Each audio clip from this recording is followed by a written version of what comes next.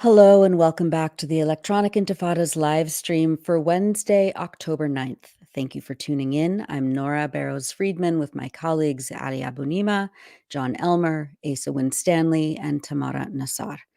It's day 369 as we enter year 2 of Israel's genocide in Gaza and as the war on Lebanon expands.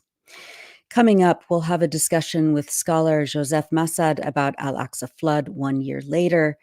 And later on in the program, Jon will take us through the latest from the battle in Gaza, including a complex ambush in Khan Younis and the defense of the Jabaliya Camp, as well as an update on the support fronts in Lebanon and Iraq. But first, here's a brief summary of some of the latest developments in Gaza, the West Bank, and Lebanon. In Gaza, Israel carried out a series of massacres in the north and central areas, targeting school shelters and the tents of displaced people.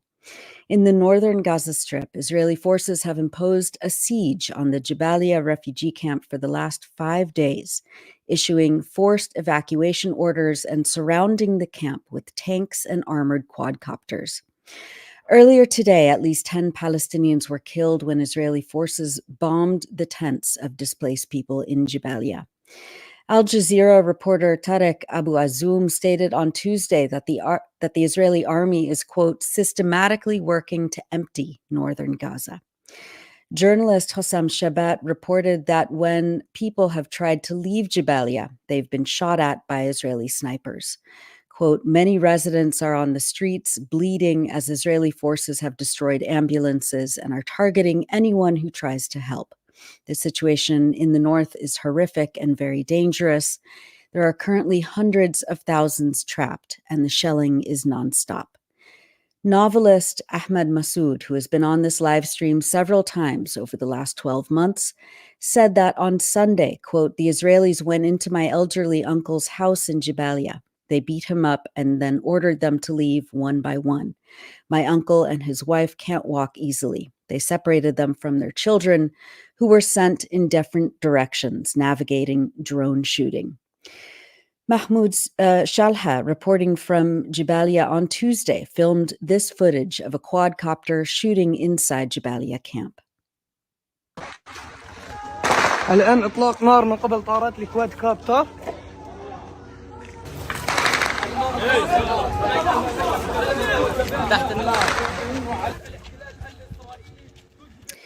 The Israeli army ordered the evacuation of the Al-Aqsa hospital, the Indonesian hospital, and the Kamal Adwan hospital, the last 3 medical facilities partially functioning in northern Gaza. Abed Zwedi, another journalist in the north, reported from the Kamal Adwan hospital on Tuesday that the army was besieging the medical facility, which has already been overwhelmed with the dead and injured from recent Israeli attacks. Dr. Hussam Abu Safia, director of Kamal Adwan Hospital, stated that his staff would defy the evacuation orders. He told Al Jazeera, quote, we have babies and newborns that are in the ICU. Even if we can evacuate a few patients, we cannot leave the hospital because there's no other hospital that is providing services and treatment to children except Kamal Adwan. We will continue to provide services even if the army enters the hospital, the doctor added. We will continue to provide services because we are providing, first of all, humanitarian services that are not violating international humanitarian law, and we are urging all international organizations to support us. A doctor at the Indonesian hospital stated early this morning that, quote, for the past 2 days, the road to the hospital has been blocked and we haven't been able to reach it. Today, the hospital was threatened with evacuation or it will be bombed. Many of my fellow doctors are trapped inside, unable to leave as quadcopter drones target any movement around the hospital. More than 40 Palestinians were killed on Tuesday alone, according to Palestinian medical sources. Israel attacked Gaza City on Monday, targeting residential buildings. Reporter Ibrahim Al-Khalili reported from the Zaytun neighborhood after an Israeli strike. We are talking about targeting Al-Dahduh family here in the Zaytun neighborhood. As you can see, this is the scale of the destruction inflicted to this home after the Israeli fighter jets targeted this house here in the Zaytun neighborhood. This is the aftermath. As you can see, people are trying to get the trapped civilians from under the rubble here in Al-Zaytun neighborhood. Relentless airstrikes targeting northern Gaza today. As you can see, that was Ibrahim Al-Khalili reporting from Zaytun in Gaza City yesterday. On Monday, Israeli forces attacked the tents of displaced people in Al-Burej refugee camp in central Gaza. Areas in central Gaza were attacked numerous times this past week, including by consecutive missile strikes early Sunday morning on the Al-Aqsa Martyrs Mosque in Deir al-Balah and the Ibn Rushd school in Al-Zuwaydah that has been turned into a shelter for thousands of displaced Palestinians. At least 26 people were killed in the two attacks and more than 90 injured. In Rafah on Tuesday, 8 Palestinians were killed when an Israeli drone bombed people gathering to collect water at a filling station, according to the Palestinian news agency Wafa. Israel killed another journalist over the weekend, bringing the number of assassinated reporters and media workers to nearly 180 since October 2023. Hassan Hamad was a 19-year-old journalist who worked with Al Jazeera and other media outlets. He was killed in an Israeli airstrike on his home in northern Gaza's Jabaliya refugee camp on Sunday, days after they said he was warned by an Israeli officer to stop filming in Gaza, according to Al Jazeera. His friends and colleagues carried his body parts in plastic bags, along with his flak jacket with press emblazoned across it. Journalist Hossam Shabat stated, quote, "I just saw my friend and colleague Hassan Hamad an hour ago. Israeli occupation forces have just killed him, and what remains of his body is in pieces in a plastic bag. Why do I have to see my friends in plastic bags? Why is this world so cruel to us?" Just hours ago, Israel targeted another group of journalists covering the ongoing siege of Jabaliya Camp. Reporter Anas Al-Sharif stated that Al-Aqsa TV cameraman Mohammed Al-Tanani was killed and correspondent Tamer Labad was injured. Al Jazeera cameraman Fadi Al-Wahidi was shot in the neck and injured as well. The Geneva-based Euromed Human Rights Monitor issued a report this week documenting the, quote, most prominent crimes committed over the past 12 months. Since Israel's genocide began a year ago, the group states an estimated 10% of Gaza's population has been killed, injured, reported missing, or detained as a result of Israeli military assaults. The Israeli army employs explicit methods designed to inflict severe physical and psychological trauma on the population, Euromed explains. These include launching thousands of systematic military assaults on civilians, dramatically increasing deaths among people of reproductive age, separating families, targeting the healthcare system, and imposing brutal living conditions marked by starvation and malnutrition. The obstruction of humanitarian aid further exacerbates these atrocities, creating life-threatening situations for thousands. The international aid organization Oxfam stated this week that more women and children have been killed in Gaza by the Israeli military over the past year than the equivalent period of any other conflict over the past 2 decades. Records, which the group says are not comprehensive, show that Israeli explosive weapons hit, on average, homes every 4 hours, tents and temporary shelters every 17 hours, schools and hospitals every 4 days, and aid distribution points and warehouses every 15 days. At the same time, Euromed Monitor says that Israeli forces have worked to eliminate almost 80% of the agricultural land in the Gaza Strip from use by Palestinians. The group says that Israel has done this either by isolating it in preparation for its forcible annexation to the so-called buffer zone, or by bulldozing or destroying it by other means, such as bombardment, all of which are in violation of international law. According to the Euromed Monitor field team, Israeli forces stormed the area of Al-Shima in Beit Lahia, northern Gaza, just 2 weeks ago, Accompanied by military bulldozers, the forces began their bulldozing operations, destroying more than 500 dunams of newly replanted agricultural land, which was supposed to sustain the needs of the people living in northern Gaza, who are subject to an arbitrary siege and systematic starvation by Israel.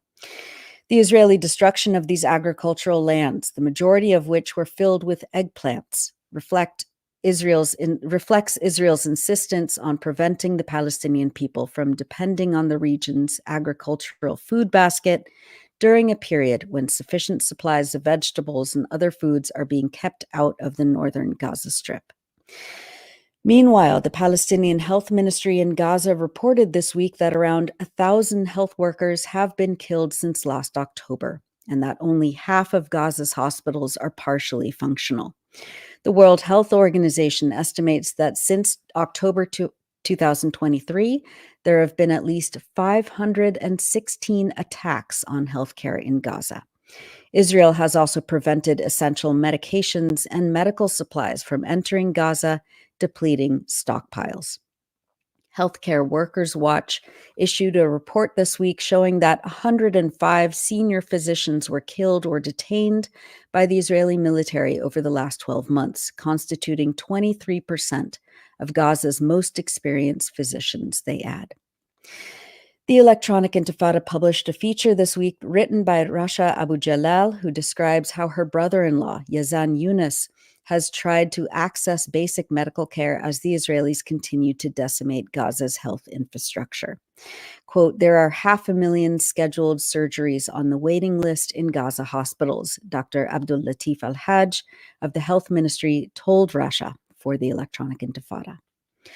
This week, we published several features and analysis pieces reflecting on the year-long genocide in Gaza. Asim Al-Nabih, an engineer currently serving as the spokesperson and a member of the emergency committee at the Gaza City municipality, writes that the municipality sustained extensive damage with the deliberate targeting of its infrastructure and vital facilities. He writes that this includes the destruction of 800 kilometers of roads, 62 central water wells, 90,000 meters of water pipelines, 8 sewage pumping stations, and more than 30 administrative buildings. Moreover, 165,000 meters of stormwater and sewage networks were damaged, along with the uprooting of more than 55,000 trees. The city's cultural centers, children's facilities, public parks, seafront, and public squares were not spared either. Beyond the physical damage, the war has deepened Gaza's environmental and health crises. Around 160,000 tons of waste have piled up across the city, and large quantities of sewage have leaked into the sea in various areas, threatening the local environment.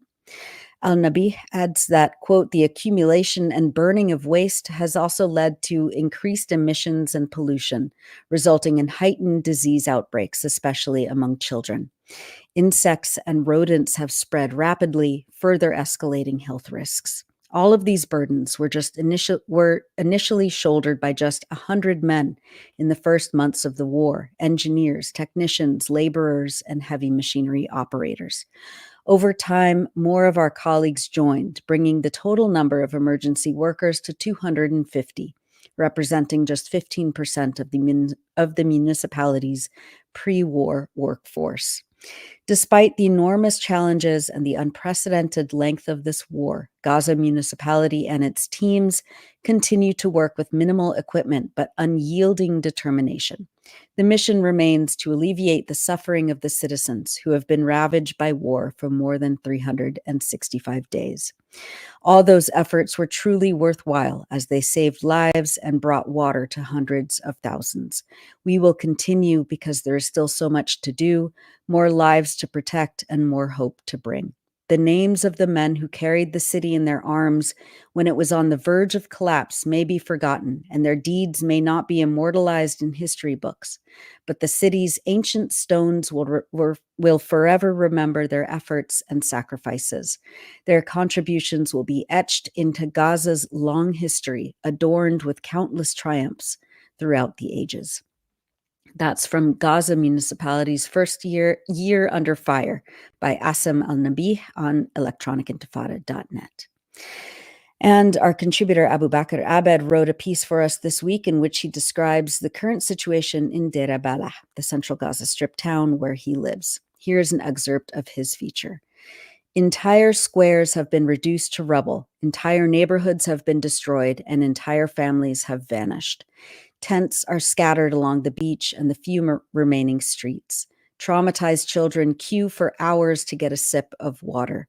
The sound of mothers sobbing in agony over the loss of their loved ones is never far away.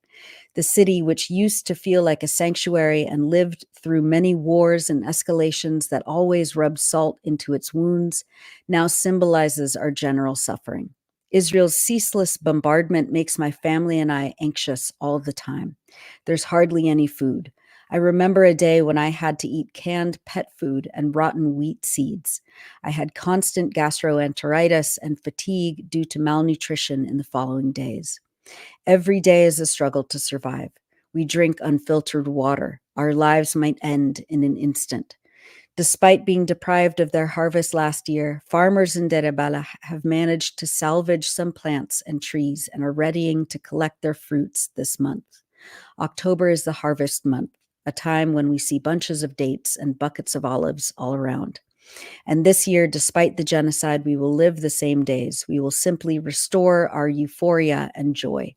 I have a yellow rose, a jasmine tree, some homegrown basil, 2 palm trees, and 3 olive trees in my garden.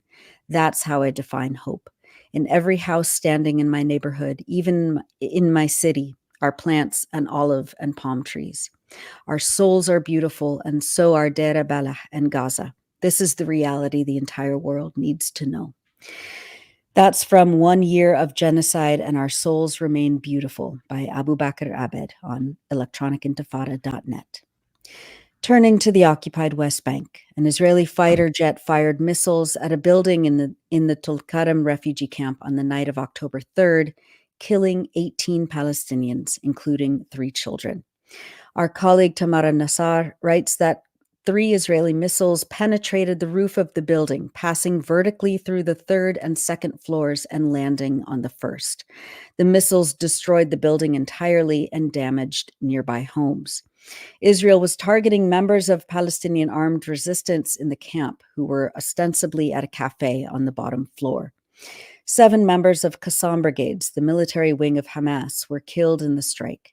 The group acknowledged that their commander, Zahi Yasser Ufi, was killed as well.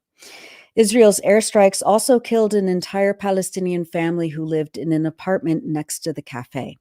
Mohammed Abu Zahra and his wife Saja were home with their 2 children, Karam Mohammed Abu Zahra, 5 years old, and Sham Mohammed Abu Zahra, 8 years old, when Israel bombed the building. The bodies of the parents and their young children were found mangled together after an hour of searching, according to a field investigation by the human rights group Defense for Children International Palestine.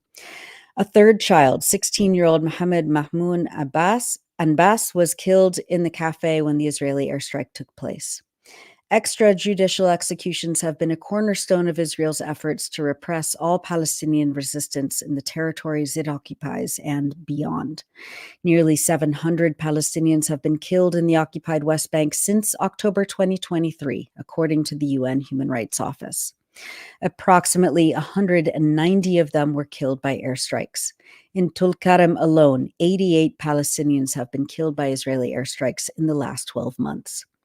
The latest Israeli airstrike brings the number of Palestinian children killed in the occupied West Bank since the beginning of the year to 83, including 2 U.S. citizens. For more, read Tamara Nassar's report, Israeli Bombing Kills Entire Family in West Bank, on electronicintifada.net. And now briefly to Lebanon. As Israeli airstrikes relentlessly target areas in the south and inside the city of Beirut, The UN Children's Fund UNICEF says that as of October 4th, at least 100 children have been killed in Lebanon, and more than 690 children have been injured in the last 6 weeks.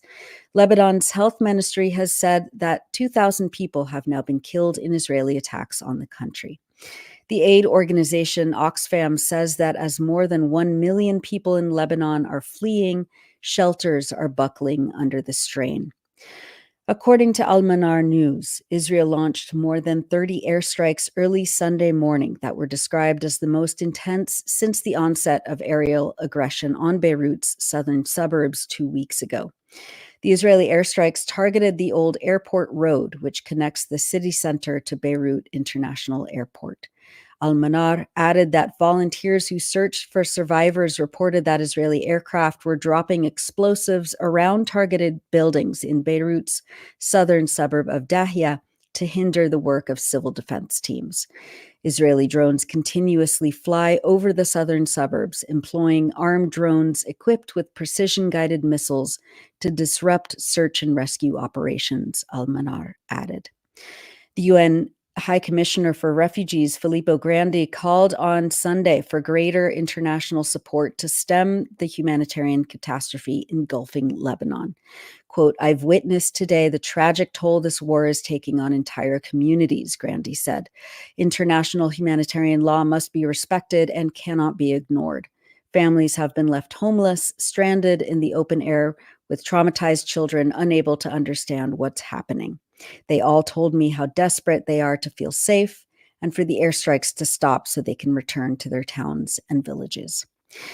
And finally, we wanted to share this short video produced by Breakthrough News, highlighting 1 year of protests around the world in support of Palestinian liberation. Been out in these streets for a year now.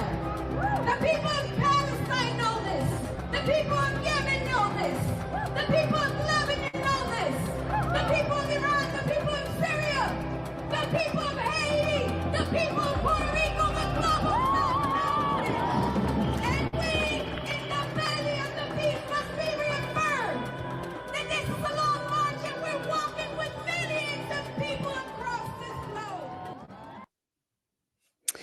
And that's it for the news roundup. As always, go to electronicintifada.net for much more, especially to read our new features by our brave writers in Gaza. You're watching the Electronic Intifada live stream. I'm Nora Barrows-Friedman with my colleague Ali Abunimah. Hi, Ali. Hi, Nora. It's difficult to believe it's been a year. It's exactly 1 year ago today that we started this live stream, October 9th, 2023. Yeah. And so much has happened. So much is yet to come. And I'm just very proud that we've been able to be here this whole year in support of our colleagues, our friends in Gaza, across Palestine, now in Lebanon. And thank you for everything, for bringing us all that news as you do every week. It's an extraordinary roundup of so much happening. Thank you. Thanks. Yeah, it's and we'll talk more about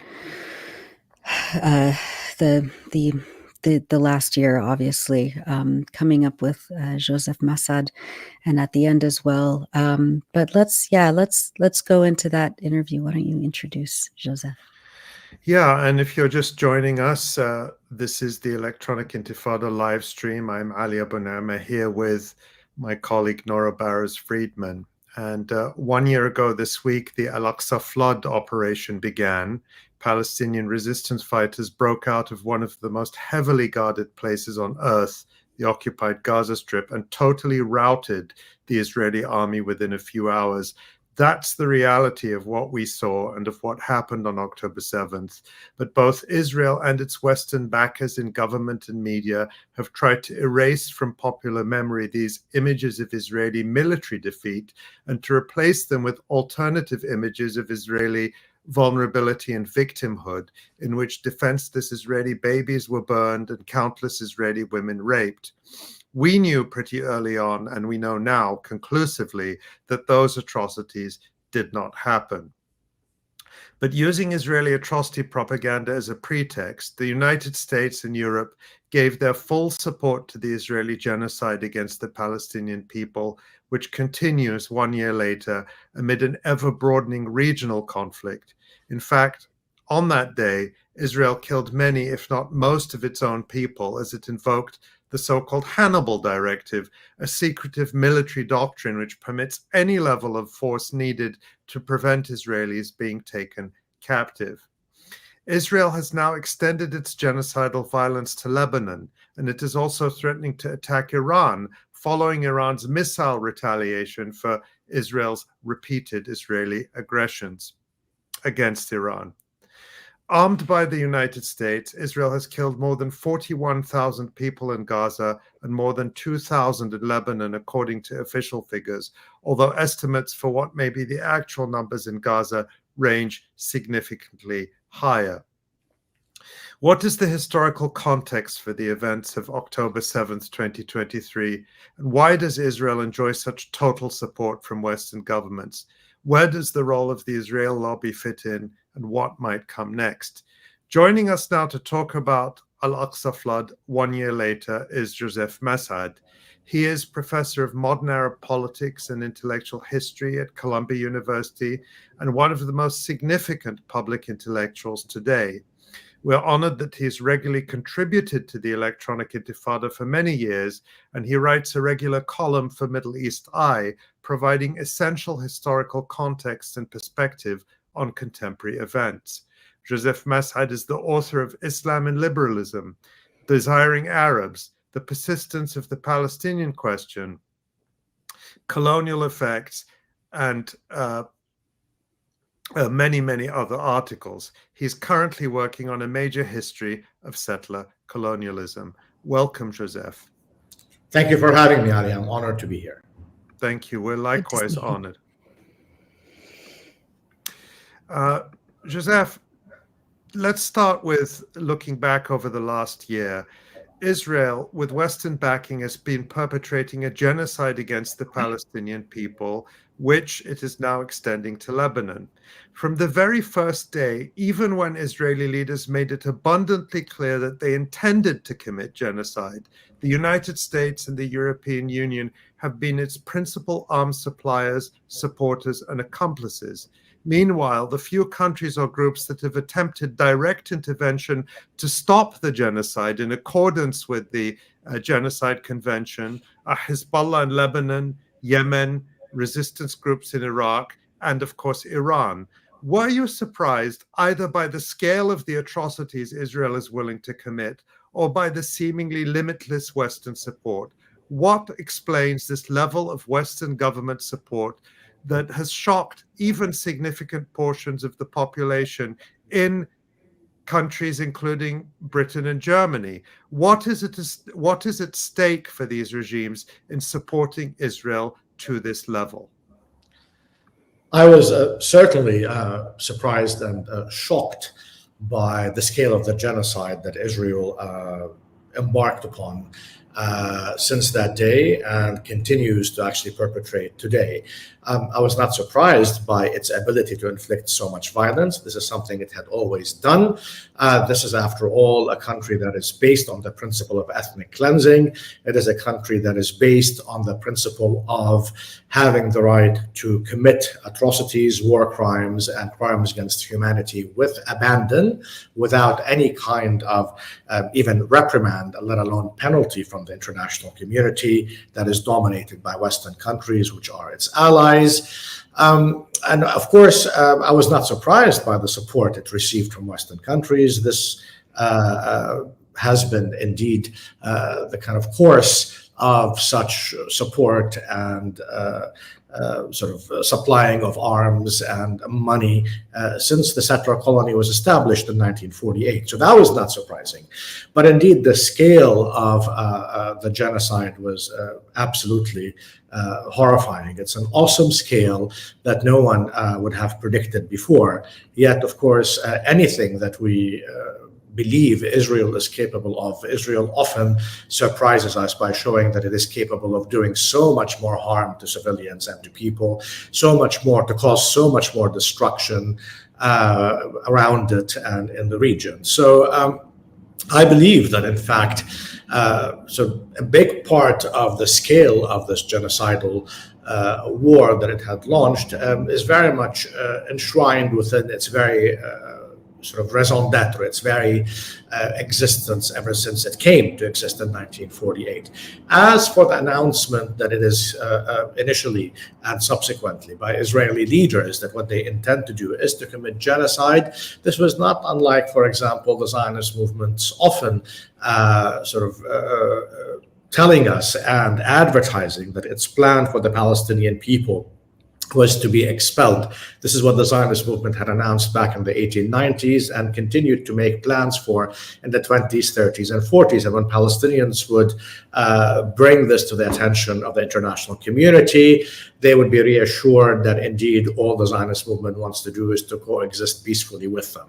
So the more recent genocidal declarations by the Israeli leadership, its media, and large sections of its populations and political parties and intellectuals was also announced to the world, yet there had been initially denials that this is in fact what was happening. The ongoing attempt to refer to Israel's genocide and war on the Palestinian people as Israel's war with Hamas, when in fact the declarations by Israel's president and prime minister and other ministers were clearly made as targeting the Palestinian people as a whole, and not only in Gaza, but also in the West Bank and now in Lebanon, in addition to, of course, targeting the Lebanese people. So that was not surprising. But the scale itself, of course, had been, and this is, of course, based on a number of factors. These include the fact that the Palestinians have deigned to actually resist their colonial master that had subjected them to settler colonialism, apartheid, and now genocide, including the incarceration of more than 2 million Palestinians in Gaza in a concentration camp since 2005. Also, the fact that the Palestinians' military defeat of the Israeli army has in many ways, of course, threatened Israel's image as a military superpower who had been able to quash all resistance to its racist colonial settler project. Now that that image of invulnerability of its military was destroyed, its pride was in many ways injured, but it's not only a matter of psychological pride, but rather its standing as the policeman of the region at the behest of the United States and Western European countries, and the worry that it might not be as dependable for them to carry out its job as it had been previously.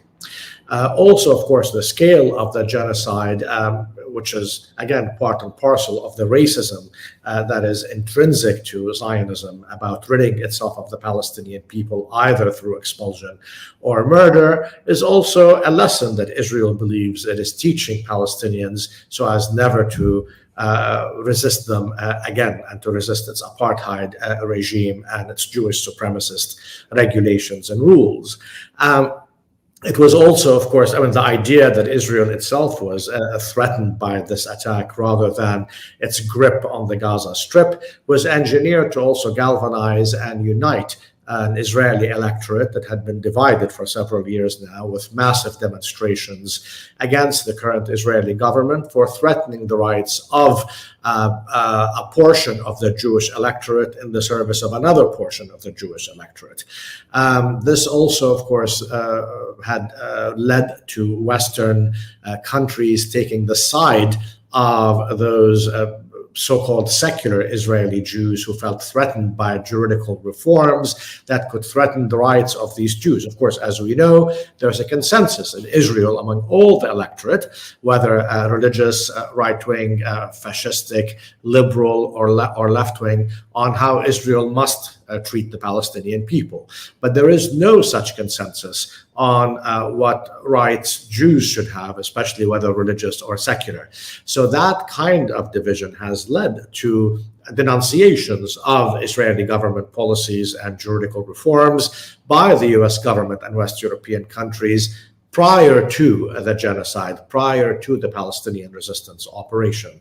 So, and again, portraying Israel as an existential crisis, which actually it has become since then, it wanted to make sure that any doubts about supporting the current Netanyahu government by Israel's allies would be mitigated. And now they would go back to business as usual. So in this sense, we see that the scale of the atrocities in many ways has sort of been achieved several of its purposes. It continues to, of course, the long held dream of a Palestine empty of its Palestinian population, which was not fully fulfilled. Remember, several even Israeli intellectuals who had including the historian Benny Morris, who had written extensively on the expulsion of the Palestinians by Zionist forces in 1948, had in the last 25 years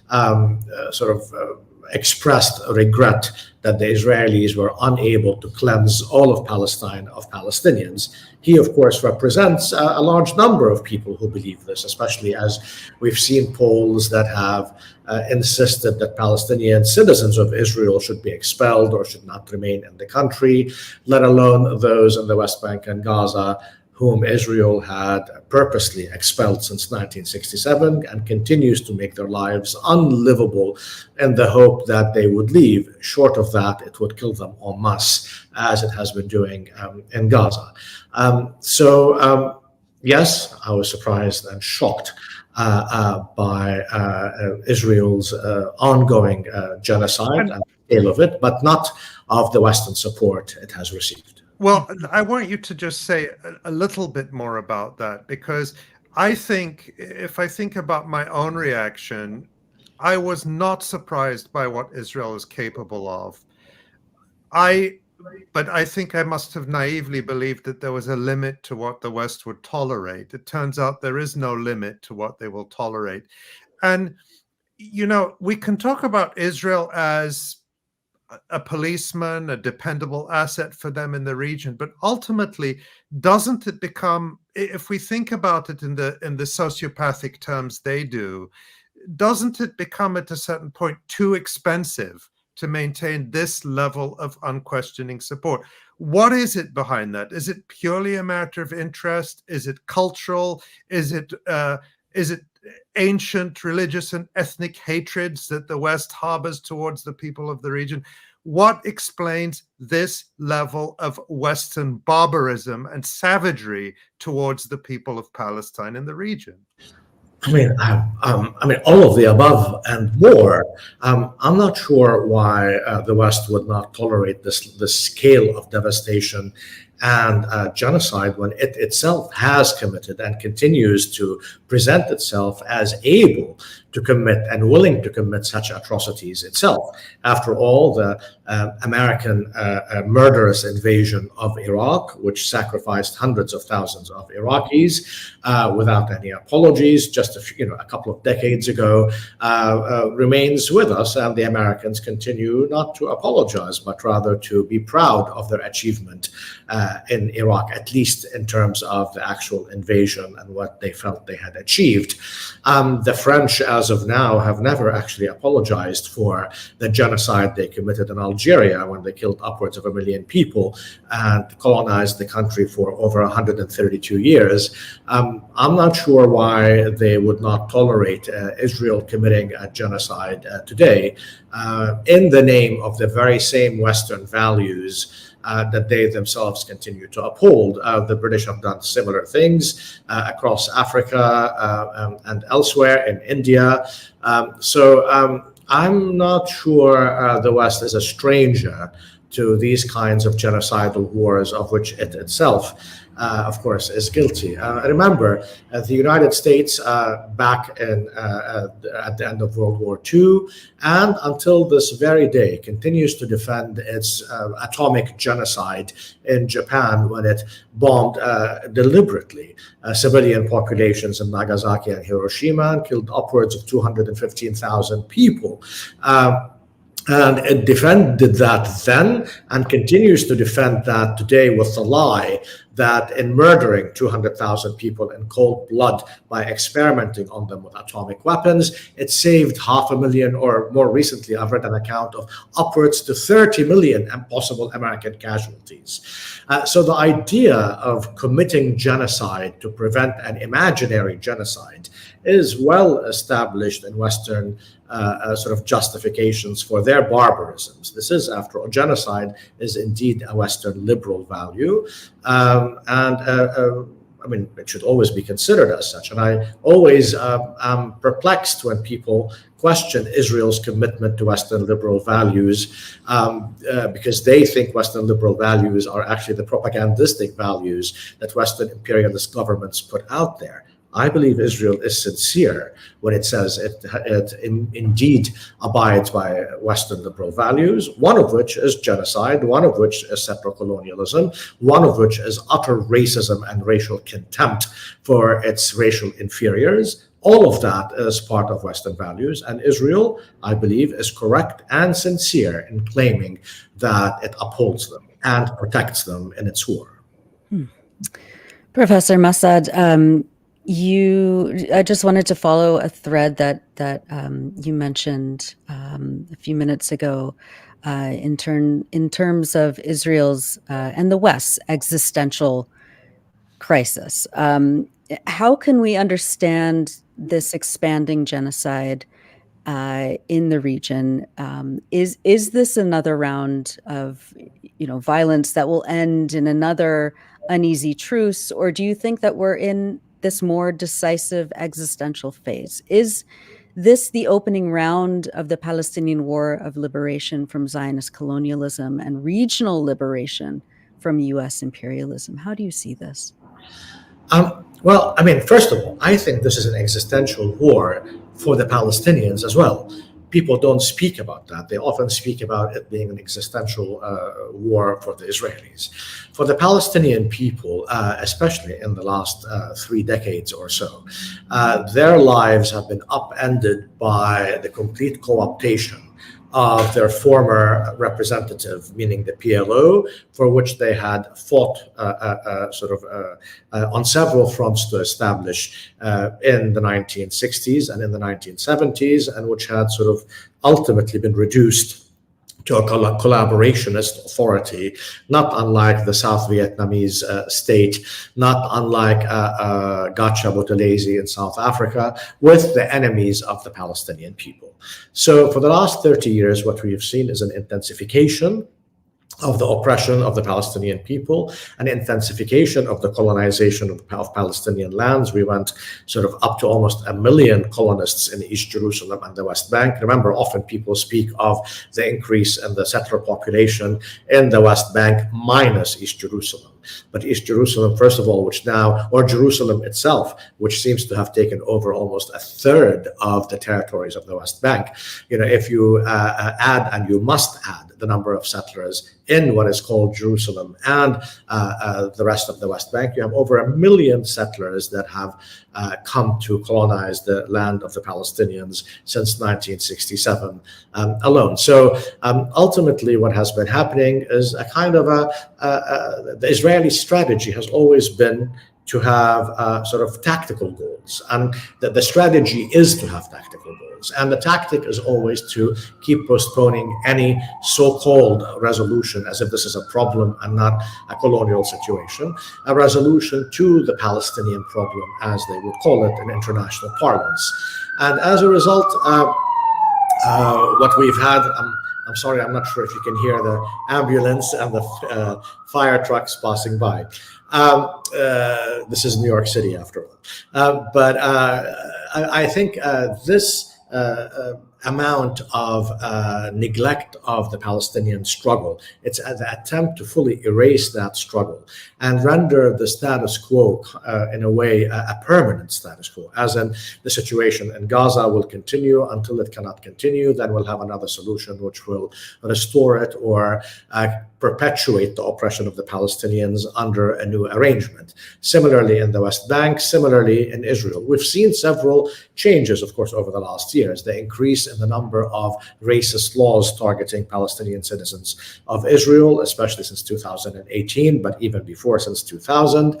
I'm speaking, of course, of the nation-state law, which was the most recent of such laws, a basic law in Israel, but also the refusal to even continue with the charade that the Americans called in the early 1970s as the peace process, which is, of course, an American euphemism for the continuation of Israeli colonization and the subjugation of the Palestinian people and the Arab countries to Israel's plans.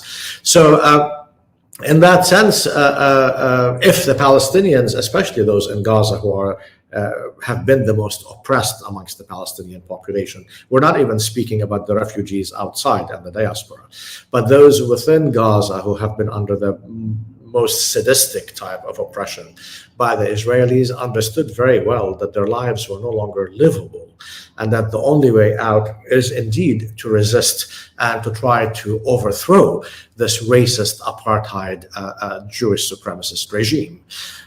So as a result, for the Palestinian people, indeed, this is an existential war. They realize very well that unless they actually force the Israelis and its international backers to back down on its ongoing oppression of the Palestinian people, that oppression will continue at will. So that's on the Palestinian side. For the Israelis, of course, the Israelis have always portrayed every situation they find themselves in as an existential one.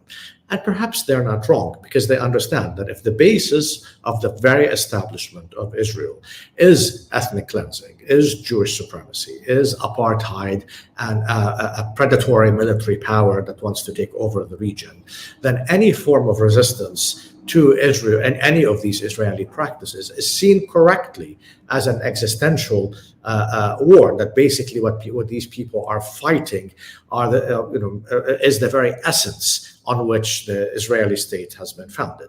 So in that sense, they are right. But of course, they use this in a different way. After all, even though Zionism began as a movement to colonize Palestine half a century before the rise of the Nazis and before the Holocaust, after 1948, it was born of the genocide insofar as people who supported it began to justify their support for Israel as a form of reparation for the genocide. It's true, it was not Europe that paid for the reparations, it was the Palestinians, but that Europe granted the Zionists the right to oppress the Palestinians and exact from them the reparation that the Europeans owed the surviving Jewish people after the horrific genocide of the Nazis and the refusal of other European countries and the US to take in Jewish surviving refugees after the war. So, but since that moment, of course, since Israel made genocide, at least ideologically, the very justification for its existence, and began to propagate that ideology and became more successful actually only in the 1960s, especially among Jewish communities in the European states or in the US, who began to support Israel precisely because Israel basically advanced two types of arguments. One, that the existence of Israel is the only guarantee to prevent another genocide that targets Jews. And on the other hand, that Israel itself is subject to the possibility of another genocide by its very Palestinian victims and Arab neighboring victims if it did not get the support of these Jewish communities and the Western countries. So it's a very interesting kind of logic that you see there. Now, as a result of that, you begin to see in 1967, the propaganda was that Israel was indeed in an existential crisis, that allegedly the three Arab countries which it invaded are alleged to have been planning an invasion that would finish Israel, and therefore its invasion and occupation of Arab countries in 1967 was in defense to prevent another genocide of Jews, according to this propaganda. Similarly, in 1973, we see similar propaganda that Syria's and Egypt's attempt to invade their own occupied territories and retrieve them from Israel, which it occupied in 1967,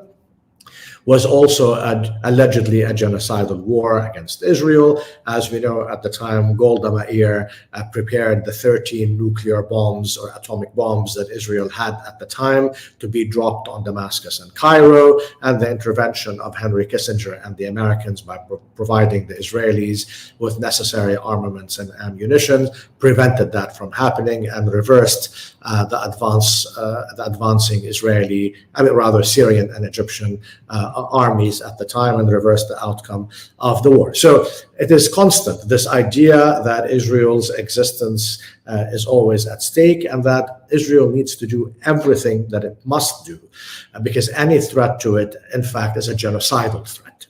So we see this again today, that Israel realizes that what happened last year is in many ways threatens its military superiority. What has happened since has proven that indeed it no longer has military superiority. It no longer has the power of deterrence, of military deterrence, which it had previously, or it thought it had previously, as a result of Iranian or Hezbollah or Hamas resistance attacks against the Jewish supremacist regime. So as a result of that, its argument has been that the extent to which it declares that it wants to commit suicide against the Palestinian people, it insists that it is necessary to commit this genocide to prevent a possible imaginary genocide against the Jewish people, that it convinces its clients are on some kind of mission to kill Jews. So in that sense, this existential aspect of Israel, now has become actually true, in a sense, that the entire world now realizes that this is a genocidal country. It is an ethnic cleansing country. It's a central colonial country that would do anything that it needs to do to preserve the right to continue in these policies.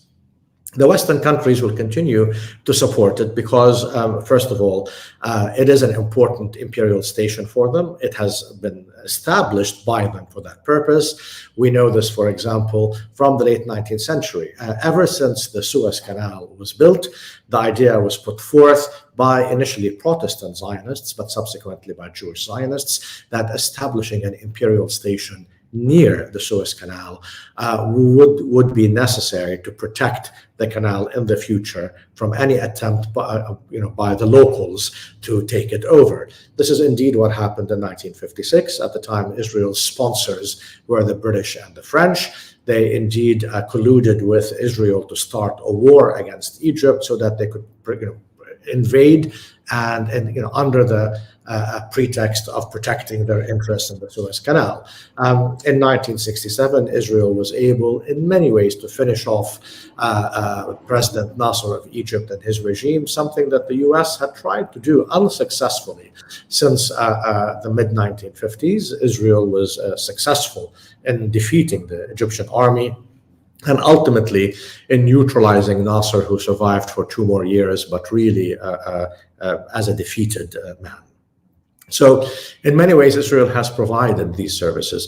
In 1978 and in 1982, Israel invaded Lebanon to destroy the PLO. The PLO was something that that was threatening to Arab regimes, to Israel itself, and to U.S. interests. So in that sense, while it also threatened Israel, the Israelis would not have invaded without a U.S. green light, if not a U.S. plan to begin with. Similarly in 82, and on and on. All I'm trying to say is that indeed Israel has fulfilled the mandate and the charge that it was given by the colonial countries, especially since 67 by the Americans, who have taken over more effectively from the British and the French.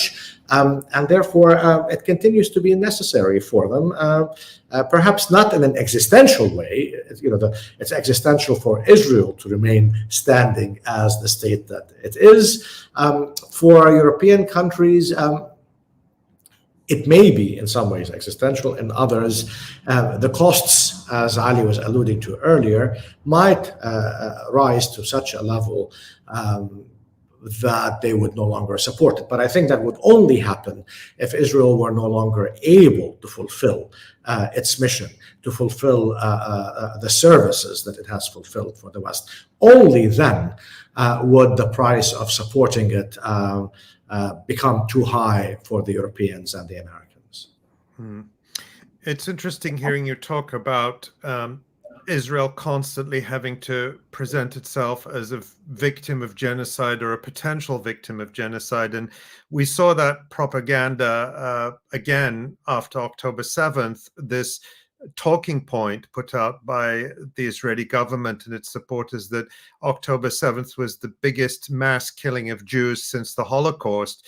If that's true, it was probably the biggest mass killing of Jews by the Israeli government, since we know, we'll talk about that perhaps later in the program, the Hannibal Directive. But I want to talk about this constant refrain of Israeli propaganda over the last year, that the operation itself on October 7th was motivated by hatred of Jews. And you see that typified in this tweet from Ursula von der Leyen, the also known as Frau Genocide. She was named that by the former Irish member of Parliament, Irish member of the European Parliament, gave her that nickname. But Ursula von der Leyen says that on 7 October, Hamas killed or abducted people for one reason, because they were Jews. And this has been and remains predominant in official Western narratives. And we've seen it manifested in the actions of university administrations in the United States and government authorities in Germany, for example, punishing or prohibiting the slogan "From the river to the sea, Palestine will be free" by claiming that it's anti-Semitic. We'll talk about repression on university campuses in a few minutes, but talk to us now about the history of Israel's claim that opposition to Zionism's colonial project is anti-Semitic. How far back does this phenomenon go? Has it been an effective shield for Israel? And do you think it still works as a method to intimidate people into silence about Israel's crimes? Well, I think the rationale for that kind of a propagandistic claim is precisely to hide that in Israel, Jews are colonists, to hide Israeli colonization. And therefore, every time Israel is faced with the accusation of being a colonial country, a settler colonial country, and that its population are colonists who are imported from other countries to replace an indigenous population, the response is, no, they hate us because we're Jews, in the sense that presumably what that means is that had non-Jews colonized Palestine and took over their country, expelled them, or committed genocide against them, the Palestinians would have been happy with them and not resisted them, and that the only reason why they resist them is because they are Jewish. It's an absurd idea, but it goes back to the beginning of Zionist colonialism. We begin to see actually such sentiments expressed by Zionist settlers even in the 1890s, who once they arrived from Russia, especially from Odessa and what is today Ukraine, into Palestine as settlers. And of course, as we know from Zionist records, the Palestinian peasants resisted every single Jewish colony that was built on Palestinian land, sometimes purchased by moneylenders, but which evicted Palestinian peasants on which these peasants had worked previously. Every time these Palestinian peasants resisted, there was this sense of, we've just escaped the anti-Semitic or anti-Jewish Russian pogromists, and here we are now facing a Palestinian resistance. What this means is that in the mind of the Zionists, that their presence as Jews in Russia or in Germany or elsewhere and in Palestine is the same, that the status of their presence in Palestine is just the status of being Jewish and not of being colonists. When in fact, of course, in Europe, Jews who were attacked by pogromists or by anti-Semites were indeed being attacked for being Jewish. They were part of these countries, they were citizens of these countries or subjects of these countries, depending on the kind of regime that ruled, whereas in Palestine, they were not indigenous, save for a few thousand native Jews that lived in Palestine prior to Zionist settlement. But besides that, the vast majority of the Jewish population of Israel, like 99.9%, are in fact not indigenous. And what is being questioned in Palestine, or what is being resisted by the native Palestinians, has always been their colonial status, their colonizing efforts, their theft of Palestinian land, their eviction of Palestinian peasants off their land, etc. We see this repeated even in the 1920s with the beginning of Palestinian revolts against Jewish colonists. Those were being identified by the Zionist leadership at the time as anti-Semitic attacks, as if, again, that the Palestinians were attacking Jews for being Jewish and not for being colonists. This takes us to the 30s and 40s, even when Palestinians began to radically oppose ongoing Israeli, or rather Jewish immigration and settlement in Palestine. The Israelis, or the Zionists at the time, insisted that that was motivated not by a nationalist sentiment to preserve their country against settler colonialism, but rather for being anti-Jewish. So it is very clear that from the start, the idea is anti-Semitism is used precisely as an ideological cover for Zionism and Jewish settler colonialism in Palestine, and to prevent Palestinians from ever achieving legitimacy in resisting Jewish colonialism, which must always be framed as as anti-Semitism. So, of course, what is ironic in all of this is that it is Israel that justifies its existence by saying, we exist to serve Jews. We exist because it is the right of Jews to take over this land. It is Israel that identifies its achievements as well as its wars and its atrocities in the name of the Jewish people. It claims that it has to commit all the atrocities and war crimes that it commits in the name of defending the Jewish people. So it is Israel that identifies itself, its crimes, as Jewish. The Palestinian opponents and anti-Zionists, including, of course, the vast majority of anti-Zionist Jews, understand this very well, which is why we always identify Israeli crimes as Israeli crimes, the crimes of the Israeli government, of the Israeli army, and not of the Jewish people. It is Israel's anti-Semitic claim that it commits these crimes in the name of Jews that has to be challenged. But of course, it isn't. This is the claim that is taken in and on by the Western governments that support it, for the very same reasons that they understand that in the age of the end of colonialism after World War II, the only way to defend Israel's ongoing colonial efforts is by claiming that anyone who resists them is resisting the rights of Jews rather than the right of colonists. So this continues. This is, I think, a very, very strong propaganda that has been quite persuasive to many. It began to weaken after 1982.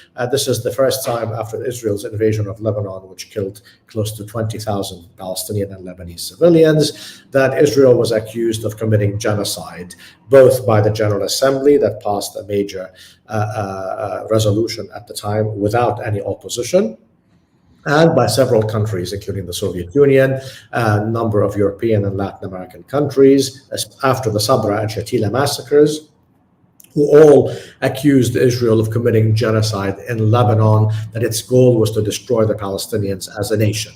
We see then that conviction by many of Israel's supporters in the West, both Jewish and Gentile, to have been shaken in ways that it had not before, and beginning to realize that this country that justifies its existence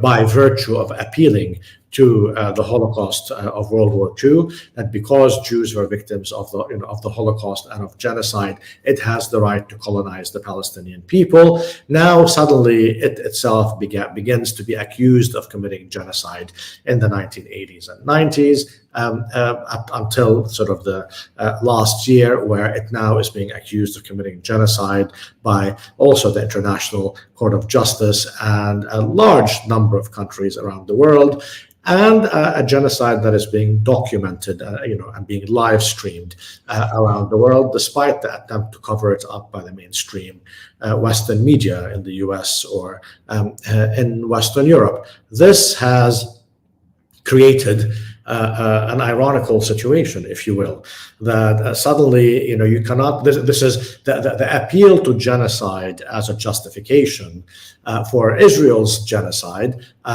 is not working well. It's a sword that cuts both ways. You cannot ask us to support you because you claim to represent a people who have indeed been victims of a horrific genocide during World War II, and at the same time ask us to support you to commit a genocide at the same time. So this point has not sold well, even though Israel keeps saying we need to commit this genocide to prevent a possible imaginary genocide that we are claiming we are preventing.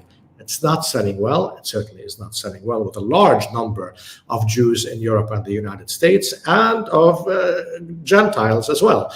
But this is why so many Jews have come to be in the forefront of the movement against Israeli apartheid, Jewish supremacy, and genocide, and trying to pressure Western governments and corporations to stop arming Israel and to stop investing in it.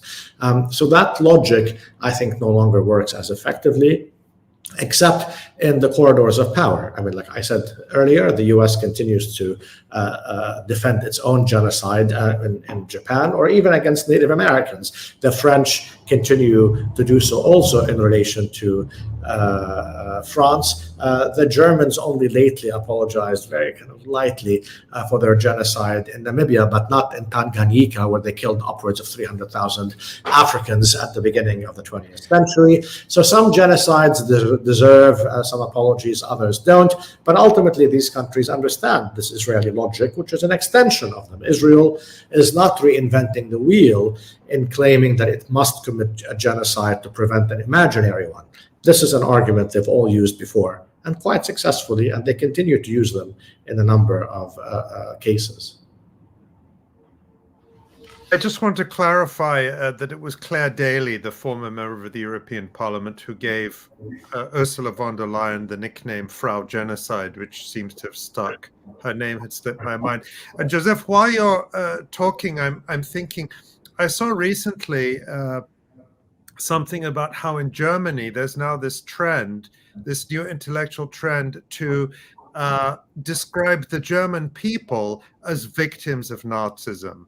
So the Jews were the victims of the Nazis, but the German people were also the victims of the Nazis. So it's in a way an intellectual withdrawal of the apology for Nazism, to say, it wasn't us, it was the Nazis. It wasn't the Nazis, of course, must have come from Mars or Venus or Jupiter. I don't know where. Have you heard anything about that? I don't want to take us too far off course. But I have not, but I'll just say briefly that, of course, what has been covered up, of course, ever since the Holocaust and the Nazi regime's sort of demise, is that the Nazi regime, of course, also targeted German communists, right? And of course, and German communists also included Jews, but that indeed that the only people who were not perhaps responsible for the Nazis in Germany, besides German Jews, would be German communists. But the rest of the Germans were, if not actively engaged in supporting the Nazi party, as members of it, they stood by and perhaps supported it from sort of on the side. But of course, I mean, we understand that the Germans are as much victims of Nazi ideology as white supremacists may be victims of white supremacy as an ideology. But certainly they are not innocent of the Nazi regime that ruled with their support, and which they abetted, and ultimately sort of helped destroy Europe, right? It was a regime that killed upwards of 54 million Europeans because of course, its settler colonial plans to take over all of Eastern Europe and Central Europe and settle it with Germans. And while engaging in that horrific war, it decided to kill 13 million people in the concentration camps, 6 million of whom at least were Jewish. Professor Massad, I wanted to talk a little bit about how students and educators are still engaging and expanding their protests across American university campuses against the genocide in Gaza, and specifically against the complicity of these institutions in that genocide through their, their multiple links with Israel, whether it's investment or research or institutional partnership.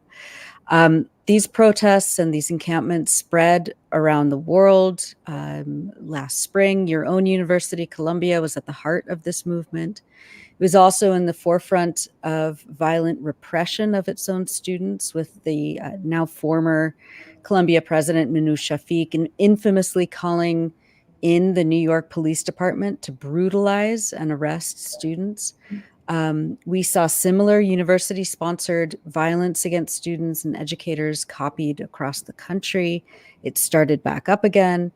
And as a new academic year has just begun, many universities are putting in place new restrictions on free speech in order to prevent and punish protests against the ongoing genocide, including labeling Zionism as a political ideology as some sort of like protected identity trait. How do you explain this level of violence and repression at these, liberal institutions that purport to be bastions of free speech and academic thought? What role do these institutions actually play, and how are you seeing students and educators resist this kind of repression?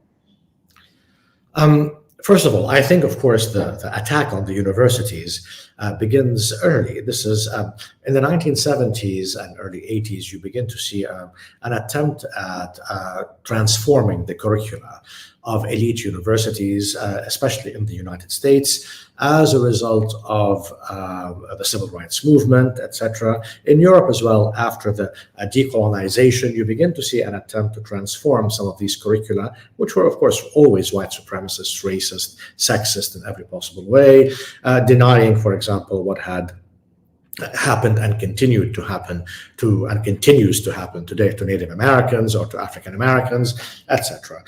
So the attempt to transform these curricula in the 70s and 80s generated already during that time, but certainly by the late 1980s, a huge backlash by the white supremacist right wing, beginning to question the very issue of, for example, the denigration of some of the classic books of Western civilization, calls for no longer teaching the books written by dead white men and things of that sort, versus, for example, others. I mean, Edward Said was one of those who insisted that these books should be taught, but very critically, right?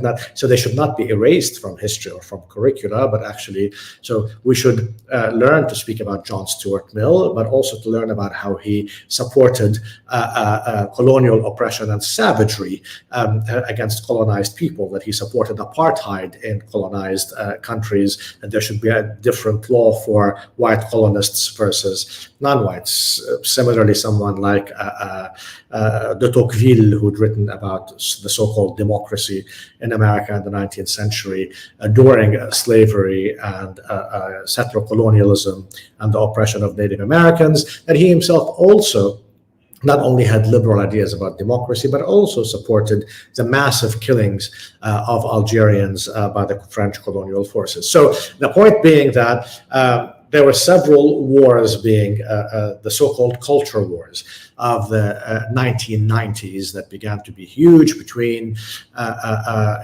different forces. But the rise of the right wing, I think, after Reagan and the backlash against the civil rights movement, which began early in politics in the 70s, but I think on universities in the 80s and 90s, was given a huge sort of push after the events of 9/11.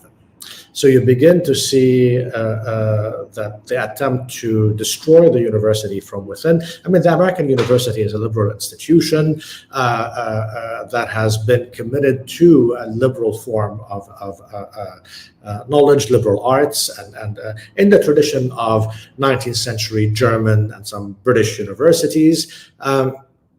And that was being chipped away at by these attacks. Given the fact that it was more difficult after 9/11 to begin to attack only curricula that deals with American ethnic minorities or the rise of the women's movement or sexual rights movement, I think these forces felt, and correctly so, that perhaps a safer entry into introducing repressive measures in these curricula would be the Israel and Palestinian issue. In the late 1970s, early 1980s, you begin to see a major schism between media knowledge of the Middle East and the production of new academic knowledge of the Middle East, especially in relation to Palestine and Israel. This coincided with the production of a large number of new histories written by Israeli historians, the so-called new historians, based on recently declassified Israeli archives, which also questioned the story that Israel had officially told and which the West had echoed and repeated over the previous 3 decades or so. These attempts, this new scholarship in the Western Academy, even in the Israeli Academy, began to be mainstream. So in mainstream US Middle East studies or European Middle East studies today, nobody questions that, of course, Israel is a settler-colonial state, or that Zionism was a settler-colonial movement, or that Israel and the Zionists expelled 90% of the Palestinian people, almost 1 million people, between November 30th, 1947 and December 1948. Nobody questions that Israel is a Jewish supremacist racist state with a battery of some 65 laws or more that discriminate between its Jewish citizens and non-Jewish citizens and keep non-citizens, Palestinian non-citizens, under even more, again, awesome and amazing system of apartheid and a pogromist system under this kind of attack. So all of that, in fact, is mainstream. I mean, you would not be really a respected historian in the Middle East of the region or a political scientist of the region if you question these well-established facts, and they're well-established from Israeli archives, right?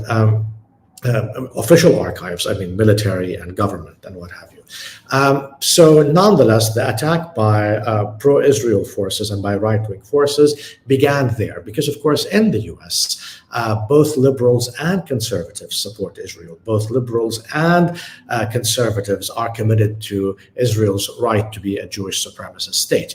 Therefore, the idea was that you would not encounter a lot of resistance on university campuses if that was the entry point, and then you can expand to other points.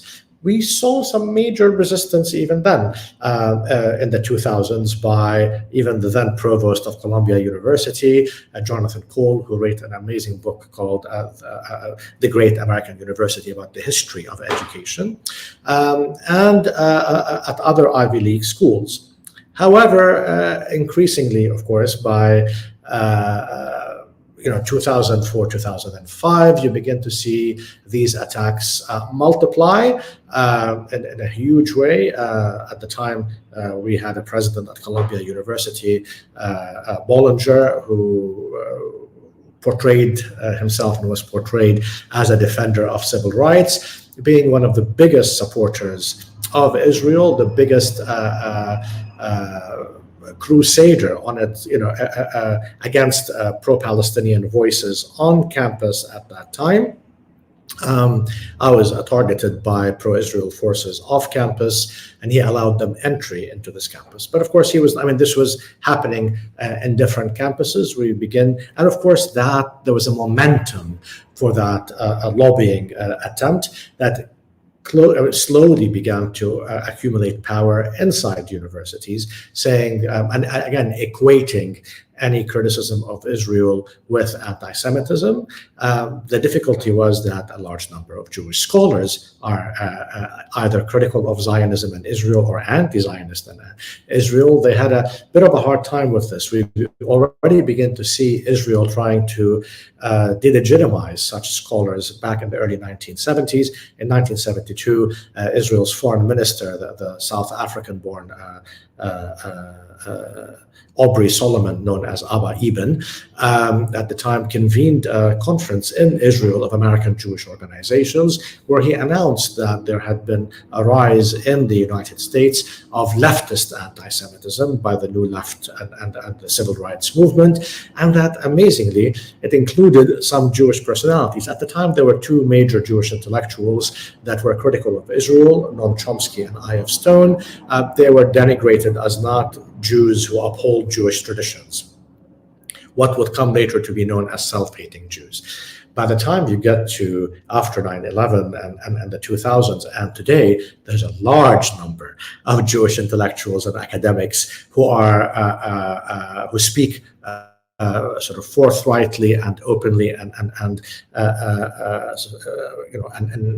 in public spaces publicly against Israel or criticize Israel, and understand that criticism of Israel is not anti-Semitism. On the contrary, and they understand Israel's claim that to attack Israeli crimes is anti-Semitism is itself an anti-Semitic claim, because it wants to say that its crimes are Jewish crimes and not the crimes of the Israeli government, and that if you attack it as such, what you're doing is actually attacking Jews rather than Israel itself. So this created a problem. Clearly, that was overcome in the last year we saw on my campus how two organizations in which Jewish students were prominent, whether the Jewish Voice for Peace, or the pro-Palestinian group of fighting against apartheid, which also included many Jews. I'm speaking here of SJP, of course, and which was not only Palestinians, but rather many pro-Palestinian students from all ethnicities and backgrounds, including a large number of Jewish students. Both these groups were, of course, penalized for speaking out against the genocide, heavily so. And of course, it was seen as ironic that this was carried out by an Egyptian American professor. It is interesting, many in the Arabic press did refer to her as a kind of Uncle Tom, that she was someone who seemed to have no sense of who she was identity-wise, and often spoke only in language that was used by the State Department, and not as an intellectual, not as someone who was leading one of the most important and prestigious American universities. As such. Nonetheless, of course, and after she has rendered all the services that were required of her, she realized that she would not be of much use subsequently, and resigned on her own. But I don't think Bollinger had done this before her, and he was a white Christian man. And I'm sure other university professors who have no relationship to the Arab world, or no ethnic relationship to the Arab world, or to Israel, or to Jewish communities, would have taken similar steps. But it is ironic in her case, of course. It is important to stress that, for example, when Jonathan Cole, who's Jewish American, fought against this repression of pro-Palestinian views, he was taking a principled position in defense of the University, of academic freedom, and of freedom of expression, something which she did not, right, or Bollinger did not.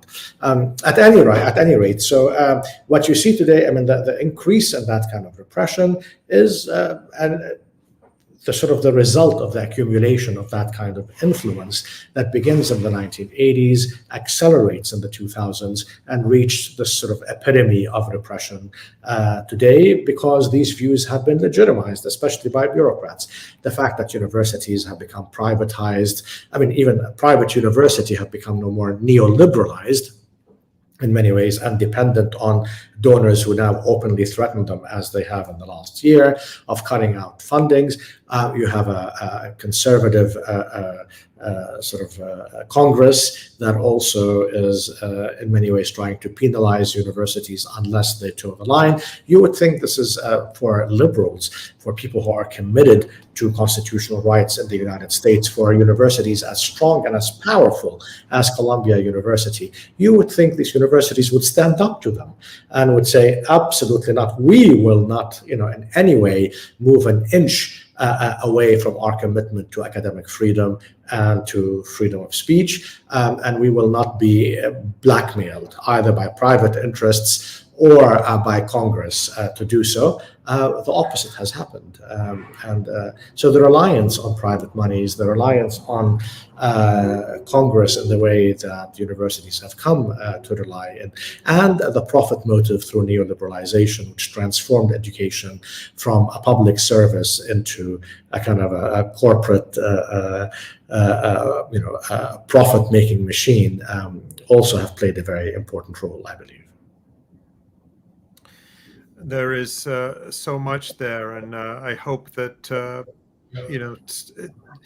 I think it's something students are realizing, that the university has absolutely no respect for them, and so their resistance is I think one of the most important sites of resistance in the West, in the heart of the empire, and we saw how it echoed around the world.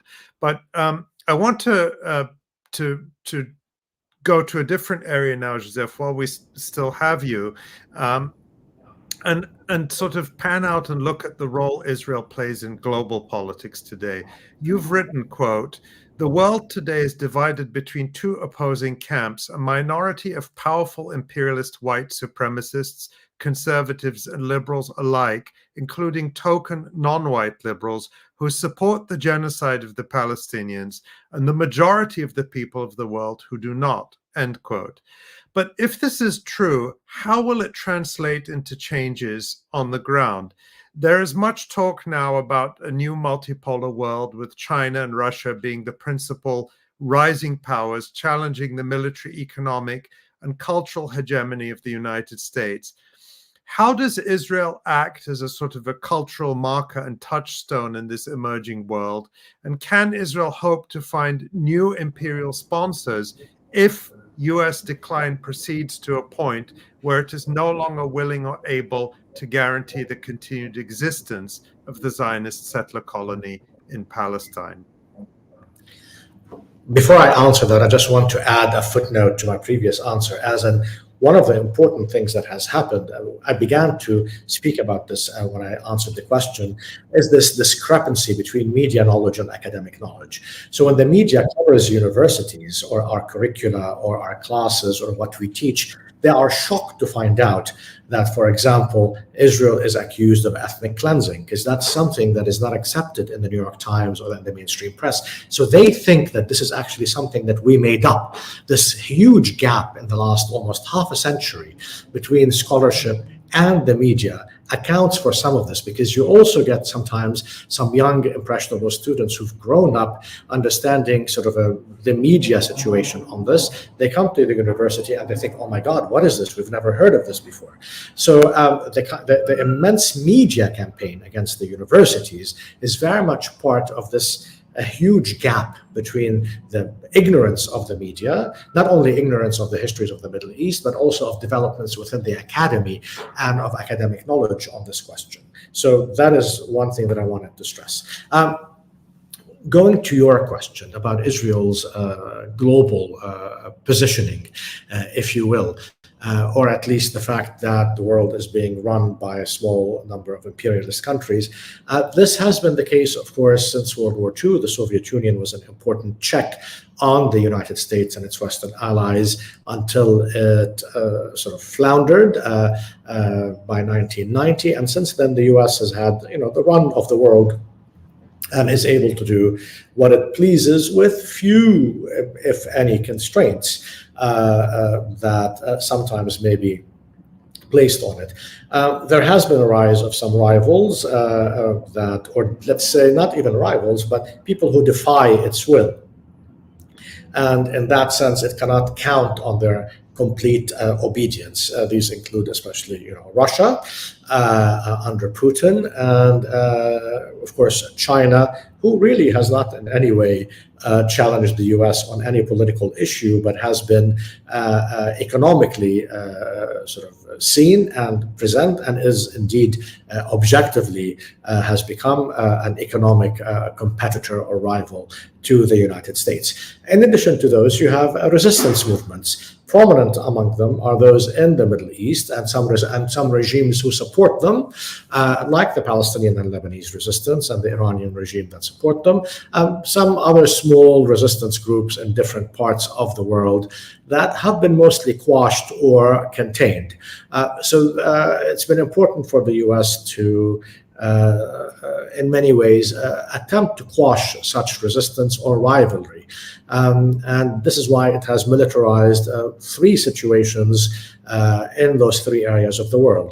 Ukraine, as we know well, was weaponized against Russia to bring Russia to heel. That has backfired over the last year and a half or more. Taiwan has been also militarized for so many years, but increasingly so. We see the U.S. Military or Navy fleet sort of shuttling between the Taiwan shores and the Middle East to allegedly protect Israel or Taiwan from possible attacks by their enemies.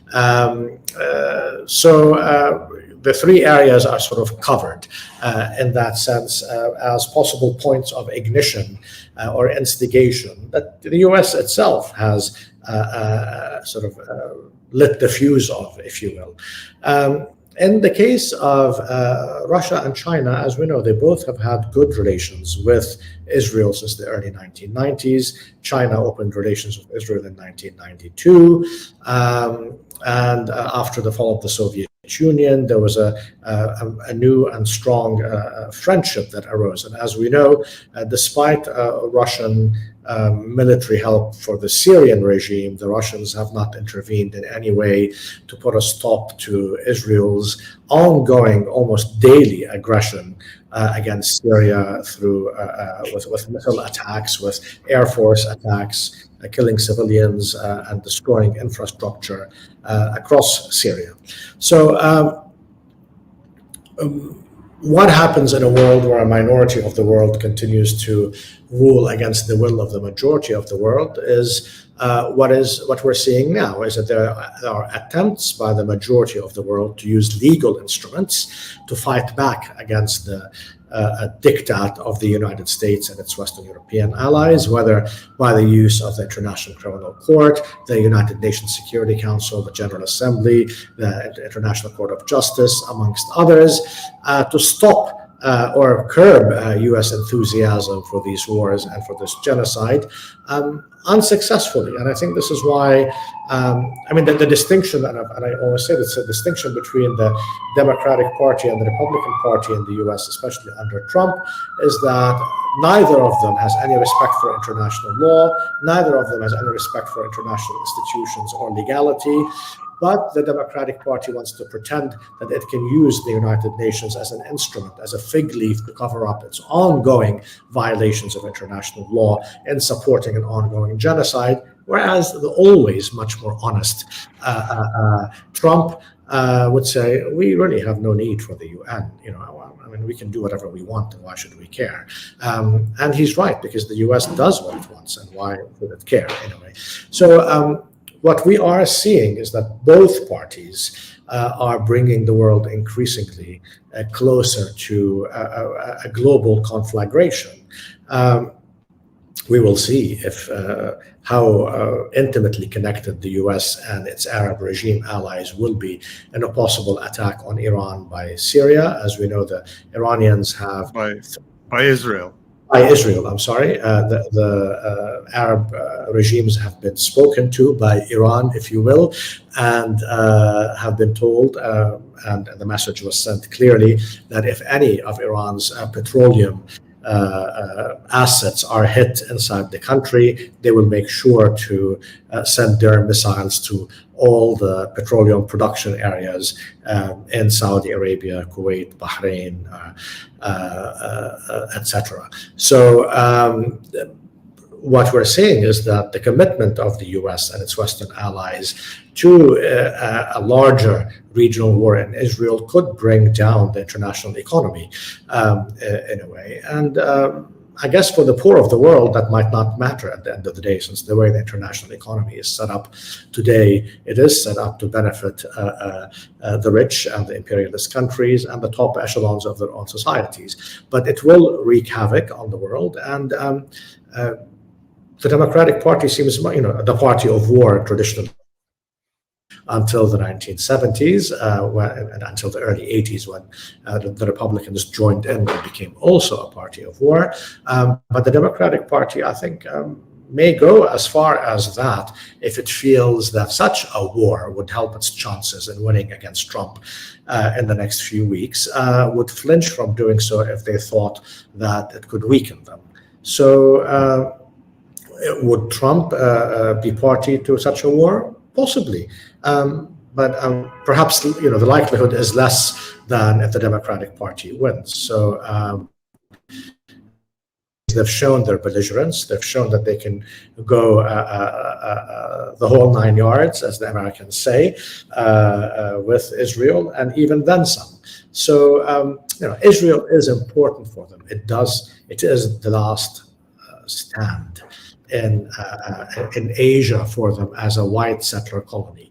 And not only a white settler colony that continues to rule with racist laws. So it's not a white settler colony where the white settlers now have become equal, at least politically and constitutionally. No. So it is very important that it remain, in a way, as an extension of them, upholding their colonial and racial principles since the 19th century, which they've had to somehow soften and mitigate since the 1960s. They're proving their commitment to it. How much farther they will go in defending Western civilization's commitment to genocide, apartheid, and settler colonialism, it seems to me as far as they need to. Well, that question about the role of Russia and China is one that's going to keep coming up, and a lot of people have made the observation you have, Joseph, that their role in an immediate sense is rather passive, but then they sort of broaden it out and say, well, these countries are also not shy about supporting Iran and making alliances and military exchanges with Iran and so on, which ultimately end up benefiting the resistance in the region. And so I'm sure that's a topic we're going to come back to. Remember, if I may say, when the US, of course, nuked Japan at the end of World War II, of course, most analysts would say that this was a threat, this was a signal to the Soviet Union at the time, and the Soviets did not intervene. It was only after 1947, when the Soviets themselves acquired nuclear weapons, that they felt they could actually now stand up to the US, which they tried to do in Korea after 1950. So the silence of Russia and China today is because they understand that they are not a military match to US power, but who knows what the coming years will mean. Indeed, and we'll certainly continue to discuss that question. In just a few minutes we have left, I don't want to let you go without putting a question to you about the Israel lobby. On its face, it seems incredibly powerful. For example, you alluded to the role of pro-Israel donors in openly blackmailing institutions like Columbia University and many others. And we see in every election cycle, including this one, organizations like AIPAC wielding immense influence, directing millions of dollars against candidates they deem to have transgressed against Israel, even in the mildest way. At the same time, you have argued that the lobby by itself cannot explain US policy in the region. In a recent article for Middle East Eye, you wrote, quote, The claim that the Israel lobby controls U.S. policy in the Middle East amounts to absolving the U.S. from responsibility for all its imperialist policies in the Arab world and the Middle East at large since World War II.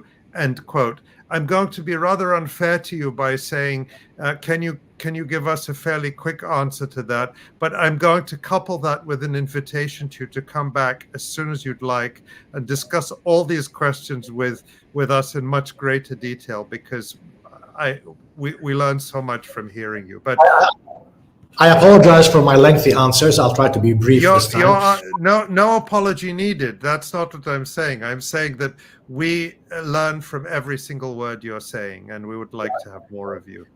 Thank you for these kind words. The Israel lobby thesis has always struck me ever since it began to be put forth in the late 70s and early 80s as always unconvincing, because what it wants to say is that the US is not responsible. The lobby is somehow so influential that it can fool US policymakers, it can fool the White House and US corporate interests into believing that they must support Israel, when in fact US interests, corporate or political or strategic or imperialist, do not reside within this formula of supporting Israel. I've always found that so baffling, because as we know, of course, to prove that, you must show us that the United States, for example, has taken a different position on similar struggles elsewhere. The US, as we know, has supported settler colonization everywhere. It was the biggest supporter of apartheid South Africa, of apartheid Rhodesia, of Portuguese settler colonialism in Angola and Mozambique, of South African settler colonialism in Namibia, even of French settler colonialism across of North Africa. This idea that the US does not support settler colonialism has been absurd. I remember confronting a liberal Palestinian in Britain at a public lecture I was giving a few years ago, who was making the point that why do all the Western countries and their liberal media support all the oppressed groups around the world except the Palestinians? I was shocked, and I explained immediately, I have never seen the New York Times defend the rights of the Maoris in New Zealand, or the Aborigines in Australia, or even the Kanaka Maoli in Hawaii, let alone Native Americans, against settler interests. I don't understand why you would expect the New York Times or the Guardian or anyone else to support the Palestinians more than they would these other oppressed populations. It's not true, utterly untrue. The Palestine exception only works in the cultural realm, in the academic realm, where many people in the public sphere may support Israel, among leftist forces, etc. But it doesn't work when you mention the issue of mainstream media or Western countries who have constantly supported similar countries, similar oppressors as they do Israel. There is no discrepancy there. Also, Israel does not cost them very much. The argument that why should my taxpayers' money go to Israel, you fund, as a taxpayer, as an American taxpayer, you fund a lot more, or you spend a lot more money on all the American bases that exist in the Middle East than on Israel, and with the additional advantage that Israel fights some of these wars at the behest of the US, and it is Israeli soldiers who may be killed in such wars rather than American soldiers, an extra benefit for the US, in fact. So no, I do not believe that Israel is milking the US taxpayer for money in its own interest. Yes, it is taking a huge amount of money from US taxpayers for US imperialist interests, not for Israeli interests. There are many more arguments that I make in my poking holes in the Israel lobby thesis, but I will stop here. And I'm going to push you a little bit more. And you see that in the current situation now with Lebanon, with the extension of the war to Lebanon, where it really is the United States pushing Israel to extend its war into Lebanon, just as it did in 2006. Many people will recall that in 2006, it was the Bush administration and Condoleezza Rice who were encouraging Israel to go into Lebanon, and they were disappointed when Israel was not able to destroy Hezbollah and therefore deal a blow to Iran and the axis of resistance, even though that term wasn't used at that time. But at the same time, I mean, they haven't learned anything because Israel is still not able to fulfill that goal. So, I mean, can you comment on that? This is what's worrisome to Israel. Not only has the U.S. government pushed Israel into wars that Israel welcomes, of course. It's not that Israel is going into these wars reluctantly. It is also in Israel's interests to launch these wars. But what they forget, they often want to say that the Israelis are the ones who tried to convince the Americans or drag the Americans into wars that the Americans have never seen a war that they did not love. So in that sense, since World War II. So the idea that Israel is dragging them, kicking and screaming, is absolutely untrue. And also, I should mention that not only American policymakers, but also huge American corporate donors, Jewish and Gentile alike, are more right-wing on Israel, want to push Israel to be even more right-wing than it is, advise Israel to actually commit, more acts, whether it's territorial expansion or genocidal acts or apartheid rules that Israel has done. We've seen this kind of support that wants to push Israel to do more than it is doing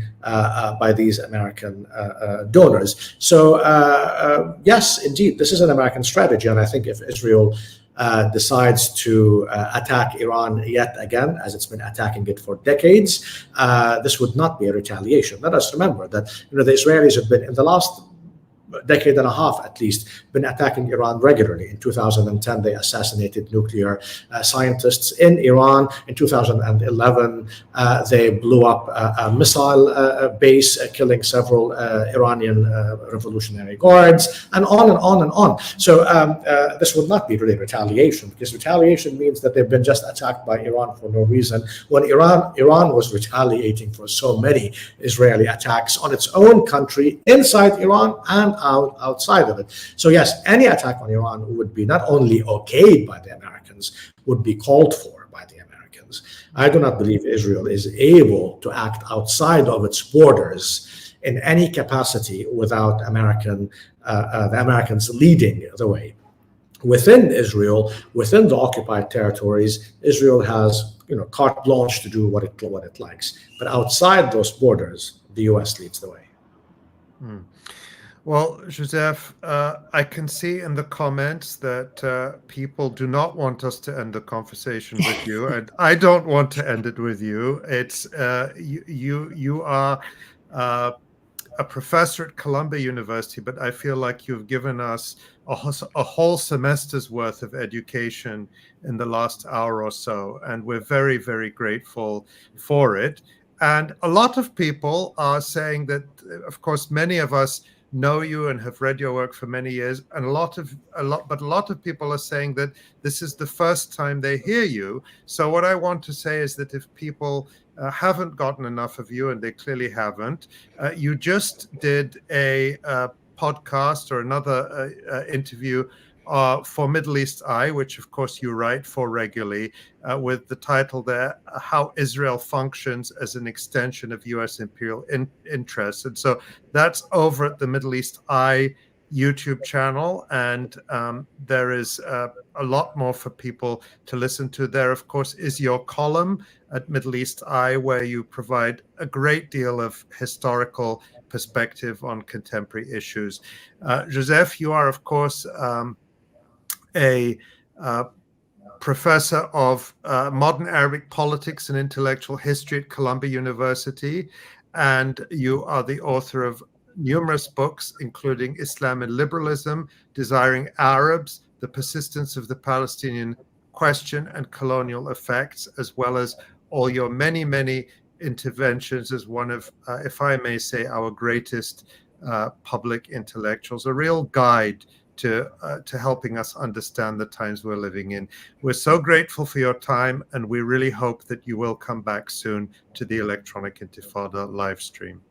Thank you, Ali, and I would thank Electronic Intifada and the entire team for honoring me with this interview, and for the great work that you always do, and from which I benefit. And thank you for the generosity of this introduction. I look forward to our next meeting. Thank you. Thank you so much, Professor.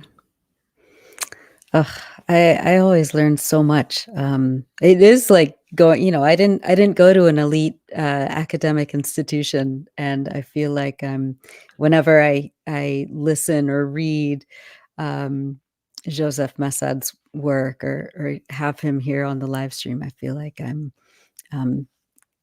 I've fulfilled my educational well, needs. You wouldn't. I mean, the point is, going to an elite educational institution in this day and age wouldn't guarantee you that kind of absolutely. It would, right? And it's almost a hindrance at this point. Yeah, and it really is a few exceptional educators like Joseph Massad who really cut through. I mean, I'll say this on a personal level, that reading Joseph Massad's work over now more than 2 decades, when I first encountered his work in the early 2000s, and then his book, The Persistence of the Palestinian Question, which I think came out in 2006, and I remember reading it soon after it came out, that reading his work and listening to his interviews and reading his books, for me, has been a process of unlearning everything I thought I knew, and then learning it anew. And that's what you get with his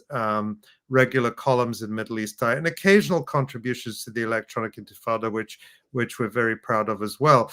It's tying together the contemporary events with that depth of historical knowledge and understanding that I think is truly unique, and I learn from so much. And the analysis of Western imperialism and how it operates, I think is always, I mean, I've learned so much from him over the years just about that, especially, like the interview that we promoted at the end there, about, when you understand how Western imperialism operates and the mechanisms that it uses to further this, hegemonic power, especially in West Asia, everything becomes so much more clear. And I'm just so grateful for Professor Massad, as usual, for illuminating and clarifying these really important issues that are being constantly obfuscated deliberately by corporate media and by the lawmakers and by the elite power structures in this country and elsewhere in the West. So yeah, really, really glad we got him on. Yeah. Well, let's bring on Jon. Hey, Jon. Hey, guys. Tough act to follow. It's kind of continuing the thread, though, I'm going to be a little more granular. That was an impressive overview of You get to follow. I'll do my best. You get everything at the Electronic Intifada. You get like the view from the solar system, and you get the view from the narrow alleyways of Jabaliya and Rafah and the valleys of South Lebanon. That's right. That's where it's we're going to go. It's a good segue. Let's do it. Thanks, All Jon. right, guys, let's get to it. All right. Well, we are going to start in the South again. It seems like maybe this is the last week we're going to start in the South. The 162nd Division has withdrawn from Rafah after 5 months of invasion and moved north. It is now attacking Jabaliya being attacked for the 3rd time since the war started in a major invasion. The Gaza division has taken over the Philadelphia corridor, and the Israeli military has left Rafah destroyed. But before it did that, of course, we've been covering this every week since May. The last few weeks on this show, I've been showing you supply line attacks. So the 162nd Division supply lines moving from the border into Rafah being attacked. And so you see that as a precursor to the invasion of Jabaliya. Also because the 98th Division, which is the division that has roved around destroying Gaza for the last several months, has been moved to Lebanon, and the Israelis don't have enough troops to bring another division to continue to hold Rafah. So they withdrew from Rafah. They left the Gaza division in charge of the Philadelphia corridor. Of course, last month, the Israeli commander of the 162nd Division admitted that they didn't find any active smuggling tunnels underneath the border with Rafah. And of course, anyone following this war through our reporting for the last year has known that the indigenous weapons industry has played a far more important role than anything smuggled in. But it's, of course, the smuggling tunnels are deeper than the Israelis would intend to go, just like the strategic and commander tunnels are deeper than the Israelis are willing to go into the tunnels. So it's unclear if the smuggling tunnels remain on the border. But the point is, the purpose of the Israeli operation and the intent to hold the Philadelphia corridor is belied by, once again, by facts, which is something that Israel has come up against throughout this entire year-long process. So we have some operations from Rafah this week that we'll show you. We'll just zoom in here on Rafah and Khan Younis because there was multiple operations in Rafah before the 162nd Division pulled out on the weekend. And we'll show you those coming up. First, there was also a significant ambush east of Khan Younis, about 1 kilometer from the buffer zone, in the buffer zone. That's a remarkable operation to be carried out a year into this war. And so we will take you through these in a granular way. The Israelis marked October 7th with 70 airstrikes across Gaza. The Palestinian resistance marked October 7th, 1 year since the war began, with 30 operations by all the major armed groups across Gaza. And so on the 1 year anniversary, we're not going to spend a ton of time going back and looking at October 7th because the battle is ongoing, and we're going to keep our focus on the ongoing battle as the resistance is doing. The pace of operations in the Jabaliya operation that we'll get to later on in this program is a more significant pace of operations than we have seen in months. So the resistance is alive and well, and these videos will show you that very clearly. Let's start with number one. So we're watching here a tank crewman climbing out of his Namr troop carrier. And we're looking at this video as the intersection between Qassam's media ops and the Israeli desire to take selfies amid the genocide. You could see him here posing. He bends back so that he gets a good shot for his TikTok video or his dating profile, because other Israelis are really proud of these operations. Unfortunately, he was being spotted by Qassam, and the camera goes a little awry there because of the backblast. We're going to see that. We've seen that all through the war. But that selfie was a costly selfie, but it really does show you the two media themes coming together. The Palestinian resistance showing us these operations. You can see him preening there for the camera. He wants the picture of the background of the devastated terrain that the Israelis call devastated terrain warfare. So he gets an elevated Yasin strike while he's on top of this Namr troop carrier. We edited out that part for you. You can find, as ever, the full uncensored videos on my Twitter account. We keep these videos very tight, so you'll have to check those out elsewhere. But the point of the operation clearly remains.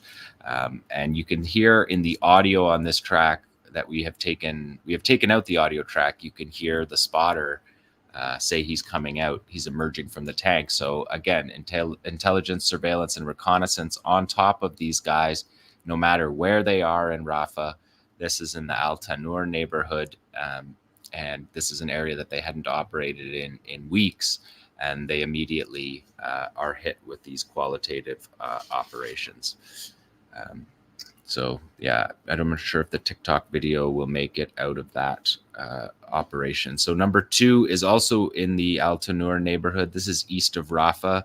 Fighter spotting through devastated terrain. Again, this is what the Israelis call devastated terrain warfare, and they're planning to train their troops in this because they have difficulties fighting in this terrain because it's difficult to mark positions with the genocide that has just erased entire neighborhoods, but also leaves up these pieces of walls in random places that could be used by the resistance for concealment and in some cases for cover as they launch. And you can see there that's a direct hit on a Merkava tank. You don't see the trophy active protection system detonating there or deploying there to intercept that round. So that's another clean hit on an Israeli armored vehicle. And again, this is on the supply line. And so it's interesting that these operations came up right before they left, right before the 162nd Division left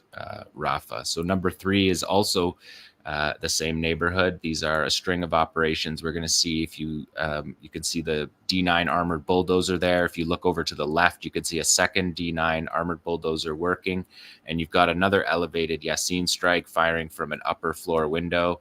Again, the back blast pushes the camera away. That's why you see that camera doing that, is because the back blast on the RPG in the enclosed space of the house knocks the camera out of the guy's hands. No matter how many times they film it, it's impossible to hold. So direct hit, you can watch it again, direct hit on the front cockpit of the American-made supplied D9 Caterpillar bulldozer that have been hit throughout this war dozens, if not hundreds of times. As the operations in Rafah, as the troops leave, so let's do number 4. As the troops leave in Rafah, the operations change. So when they left this weekend, here's another Yassin strike against Merkava tank. We're still seeing 5+ months into the invasion of Rafah. We're seeing appropriate weapons. They're using Yassin 105s, their primary anti-tank weapon. They're not using the tandem 85s on the tanks. They're not using RPG 7s with single charge warheads that are not effective. So you don't see, even after all this time, even after these months in Rafah, even after this year-long battle, we're still seeing the fighters using weapons that are the same weapons that they chose on the first day. They're not going into their supplies and using whatever they have. They're still using these weapons, whether they're continuing to produce them, which is very likely throughout this battle. We have no confirmation of that, but in any case, they have been prepared for this long battle of attrition, and that's what we're seeing. 5 months of operations in Rafah, and the fighters are still using all the weapons that you would expect for them to use. And so as they leave Rafah, these operations shift. They left on the weekend, and the operations in Rafah shift to mortar and rocket attacks on Israeli positions that are behind the border on their bases, or along the Philadelphia corridor on their bases. So when the resistance, wherever the Israeli military is, the resistance meets them, and they meet them in their territorial defenses. They're not moving from place to place. That's the Rafah Brigade continuing to defend Rafah. And as we see here in this example, this is Khan Younis, and we're seeing the Khan Younis Brigade defending itself here. And this is a complex ambush that we're seeing tactical deployment of drones, again, for intelligence, surveillance, and as NATO would say, target acquisition, because this is clearly target acquisition. You can see the triangles pointing to the numerous tanks, D9 bulldozers, and Namr troop carriers that are going to be hit in this operation. This is the renewal of the Covenant and Allegiance ambush. And it begins, I edited out this part because it's just a commander in a blurred screen. You can't really make him out, but he says, "Today from this blessed and pure place, we avenge our righteous martyrs, so the world knows that Gaza and its heroic fighters do not forget those who stood by them. Foremost among them, the martyr, the leader, Sayyid Hassan Nasrallah. Today we will avenge alongside our brothers in Lebanon. We will take revenge for the blood of Sayyid Hassan Nasrallah and the blood of all the martyrs in Lebanon and Palestine. We are we are the brothers in blood. We are brothers in blood and arms. And he says, onward, Abu al-Bara. So he's talking, Abu al-Bara is Marwan Issa, the operations chief for the Qassam brigades. So he's saluting the operations chief that the Israelis claimed many, many months ago without any proof that they had killed. And we can see the difference between the intelligence that the Israelis have in Lebanon versus what they have in Gaza, because they're unable to confirm any of their stories. No matter how many months pass, they can't confirm any of their claimed assassinations. And there's no indication that Marwan Issa has been assassinated. There's no evidence for it other than the Israelis saying it. And here you have a fighter saying onward to him, not saluting him as a martyr. So I have chopped up this ambush. This is a very detailed ambush, and I chopped it up so that we could understand it. But again, if you want to watch the full video, you can watch it on my Twitter feed. It's a 6-minute long video of this complex ambush. So let's look at number 6 here. This is stage 1. This field report comes from September 30th and says there on the screen, stage 1 of the ambush. It appears this is a tunnel ambush. The fighter emerging with a tandem 85 because he uses, in this case, not a Yasin 105, but a tandem 85 because he's targeting a bulldozer. You can see the D9 armored bulldozer there. So again, appropriate weapons we see when they're using them, Yasin 105s against tanks. And this is a second angle, second camera of that shot. So they obviously have this ambush site staked out, and we're going to see that throughout the course of it. So you can see the fighter on the ground there.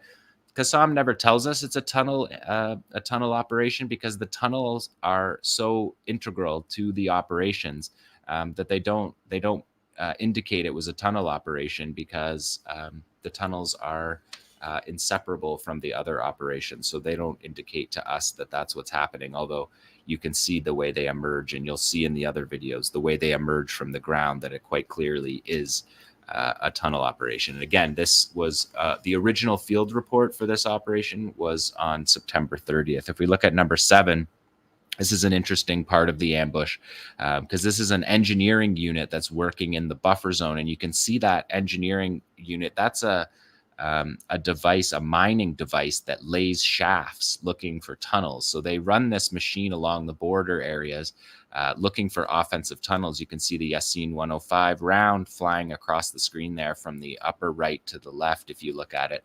This is the first time that we have ever seen this device be hit. This is the closest the fighters have gotten to this, but this is what the Israelis do to try to find the tunnels.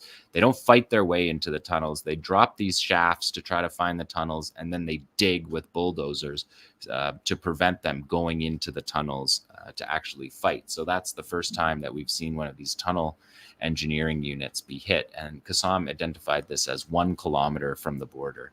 And if we look at number 8 here, this is again still same ambush. This is a shawaz, presumably a shawaz and a barrel bomb attack. The barrel bomb could be filled with explosives from unexploded Israeli bombs, and you can get massive. You can make the barrel bomb as big and heavy as you can move it or fill it.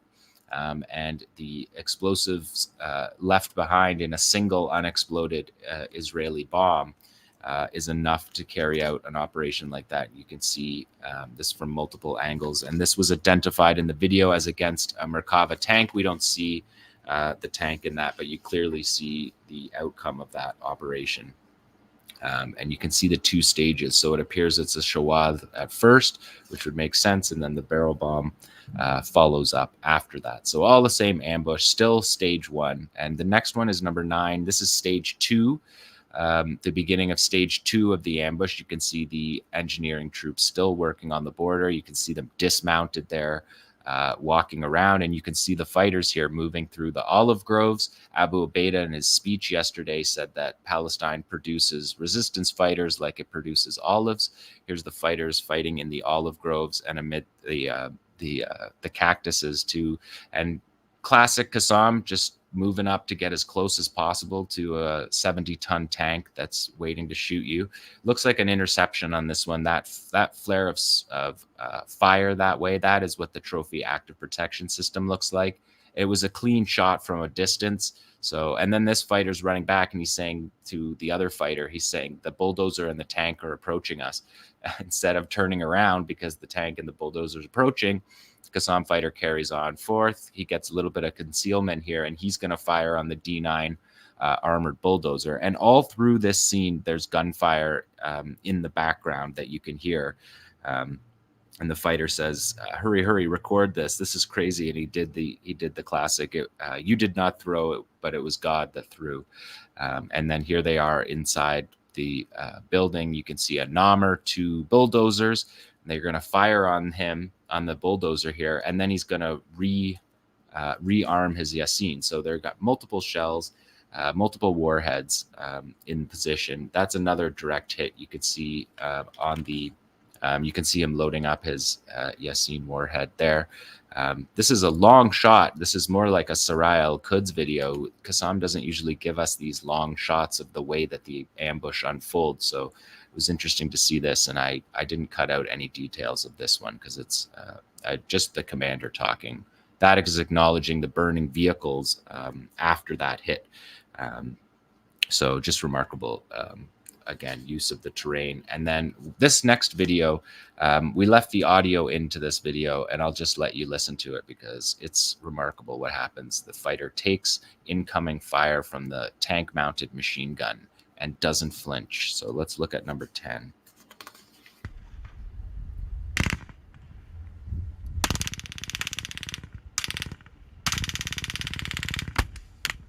That's incoming rounds. You can see them hitting the ground there. They're missing him.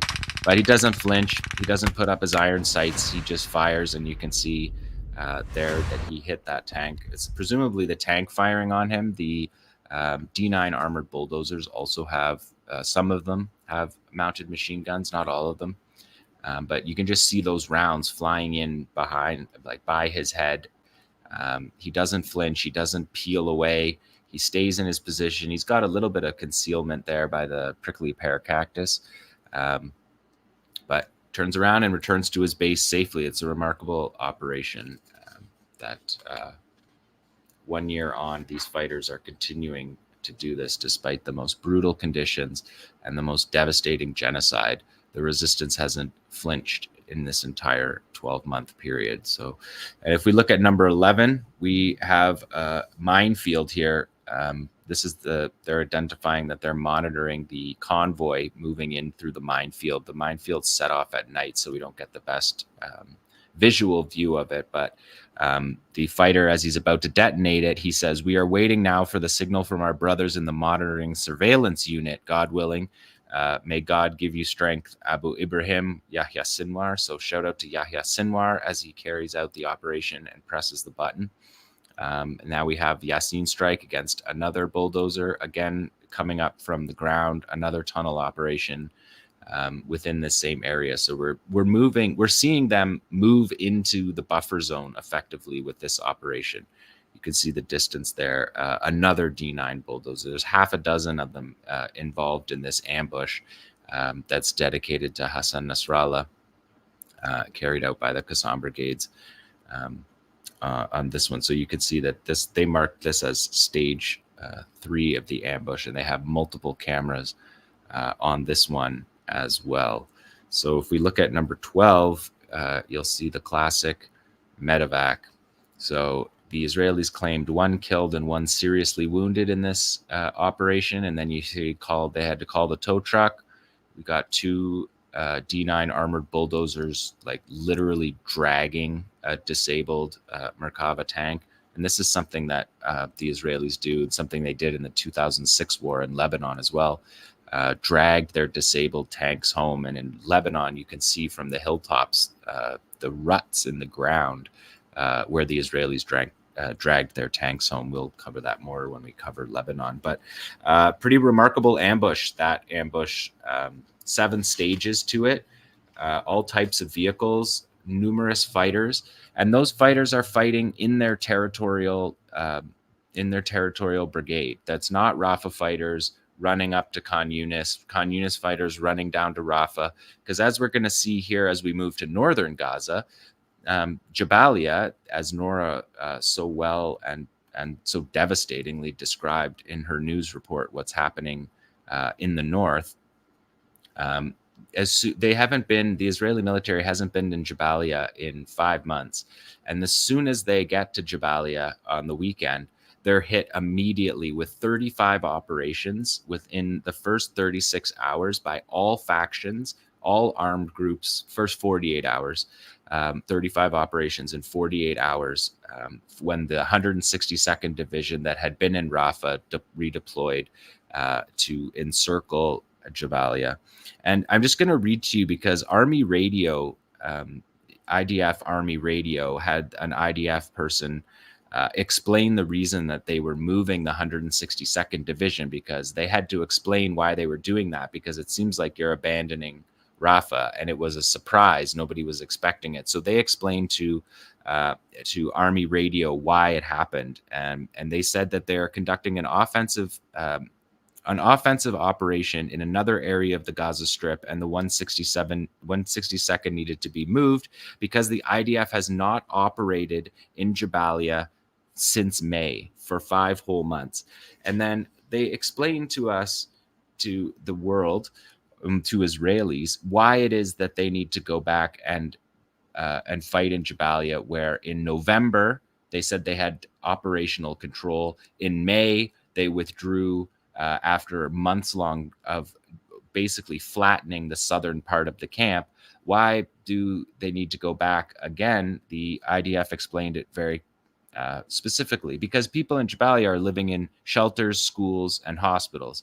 So the IDF says shelters, schools, and hospitals where governmental activity is carried out has preserved Hamas's rule in the area. For example, Gaza citizens come there to the hospitals, schools, and shelters, he's saying. Gaza citizens come there to receive coupons and humanitarian equipment. The citizens come there to complain about thefts. So that's the reason in Nora's report, the brutality, the killing of 100 people in hours, the encirclement of Jabaliya, the burning of their flour warehouse that is their only food stocks, and now Jabaliya is completely encircled. And in detail, no other reason. They don't have any other reason in their explanation for invading Jabaliya except that the schools, hospitals, and shelters are, for example, Gaza citizens come there to receive coupons, food coupons, and humanitarian equipment.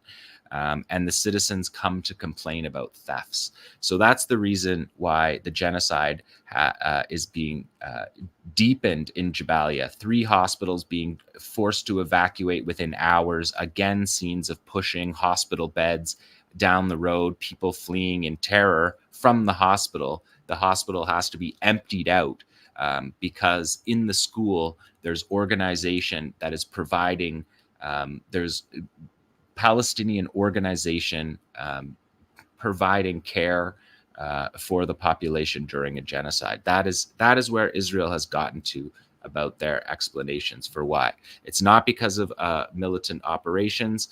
It's because the Hamas government is functioning in a way which is going to be what they say when they start attacking schools, because the Hamas government is school teachers, it's medical workers, it's sanitation workers, it's the water ministry. So this is just really, I just want to say, just really, of all in this year of their disgusting explanations for why they're carrying out these massacres, to say that they're doing it because people are going to the shelters. Where else would they go? It's the only place left that they go to get handouts. And the Israeli, the IDF military official said, the rate of action of the IDF should be faster than the rate of recovery of Hamas. And this is currently not the case. So they're counting school organizations within school shelters and hospitals functioning as the recovery of Hamas, and that is what necessitates this operation in Jabaliya. Nevertheless, the moment they enter Jabaliya, the resistance hits them. The resistance from Jabaliya, the territorial resistance in Jabaliya, not the fighters from Rafah coming up from Rafah, not the fighters from Khan Younis coming up from Khan Younis. The territorial military structure in Jabaliya begins to defend. And on Sunday alone, we had we saw 8 close quarters battles, 9 Yassin strikes, 8 IEDs, 3 sniper operations, 6 rocket and mortar operations in 1 day and a half. The first day and a half that the Israelis are in Jabaliya. And I'm sure we'll see on the show next week many operations on film from these attacks. So let's look at number 13 here, because this is part of the saluting to the covenant. This is the Abu Ali Mustafa Brigades acknowledging the assassinations of Abu Ali Mustafa Brigade's internal security chief, Abdel Al, in Mohammed Abdel Al in Lebanon. The Israelis carried out assassinations in the Kola neighborhood outside of the Dahia against PFLP leadership. Imad O'Day is the other photo that you see there. And of course, you saw the Nasrallah photo. So this is the Abu Ali Mustafa Brigades firing on the Netzarim corridor immediately after the assassinations of their people. And they say in this video, "We in the martyrs of Abu Ali Mustafa Brigade salute our brothers in Yemen, Lebanon, and Iraq. We are on the covenant of comrades." So the covenant was Qassam, ambushed, was called the covenant. Here, Abu Ali Mustafa, PFLP, the leftist Popular Front for the Liberation of Palestine, saying that we are on the covenant of comrades and shouting out their leaders that were assassinated during Israel's drunken assassination rampage that they're going through in Lebanon.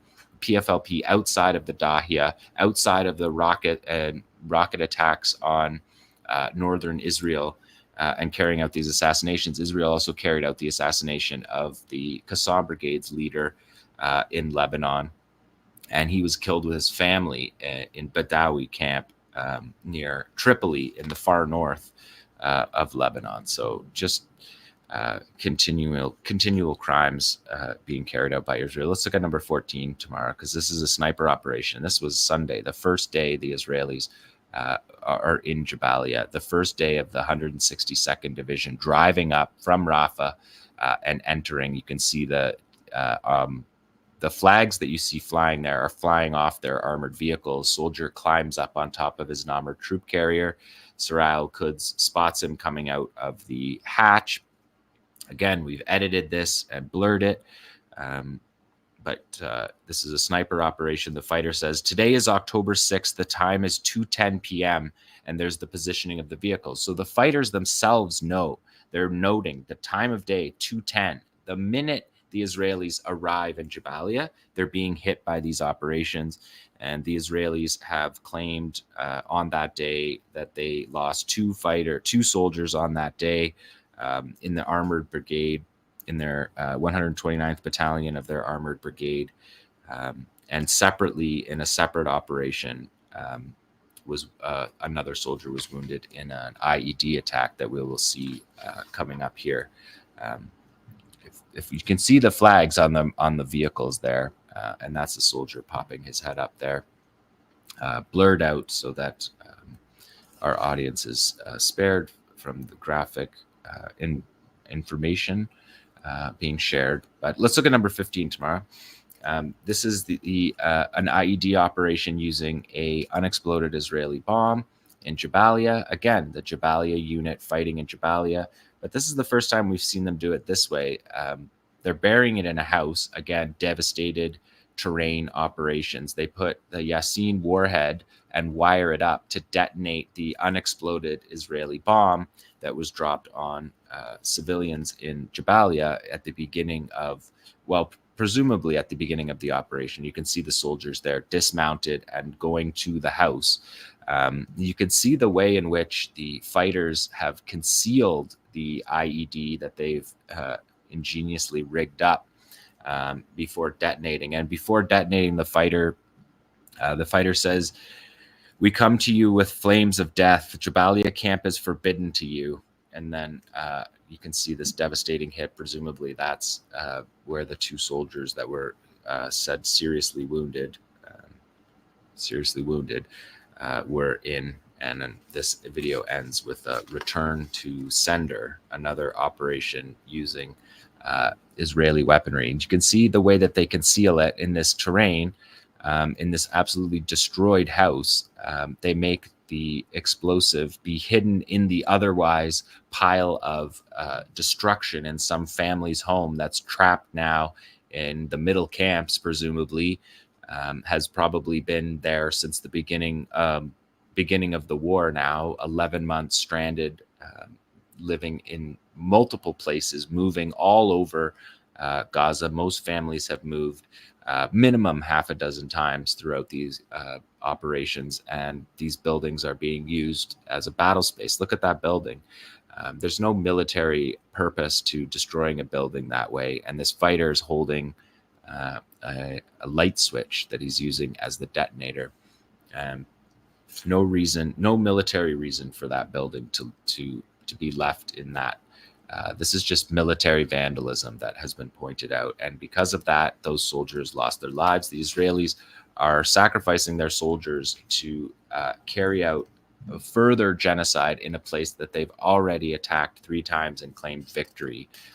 In number 17, this was just to note on October 7th that Qassam was able to fire a barrage of M90 rockets named after Ibrahim al-Muqaddam, who was one of the founding members of the Qassam brigades. These M90 rockets reached Tel Aviv. These were fired from Khan Younis, and they landed in Tel Aviv. They landed in Holon, which is just outside of that's in the metropolitan area of Tel Aviv.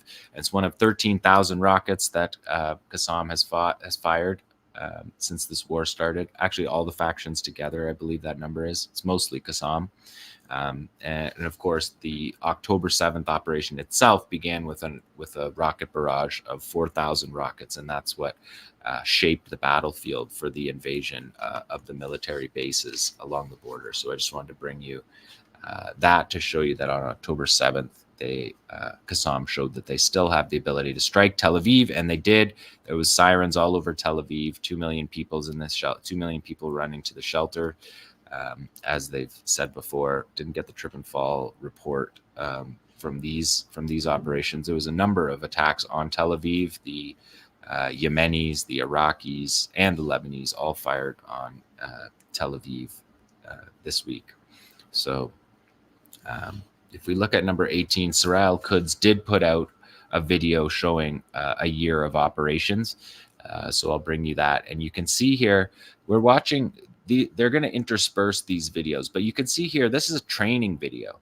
These are training videos. These are how the guys trained inside Gaza before October 7th. They're inside carrying out these training operations, blowing up, showing the different ways to blow up the fence, showing the ways they're going to move through the military bases. You can see the military bases being built there.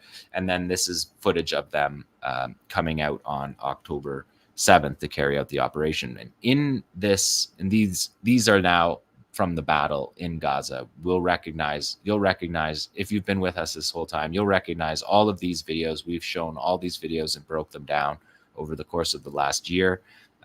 You'll remember them, some of them, the Jump for Joy guy especially, people remember.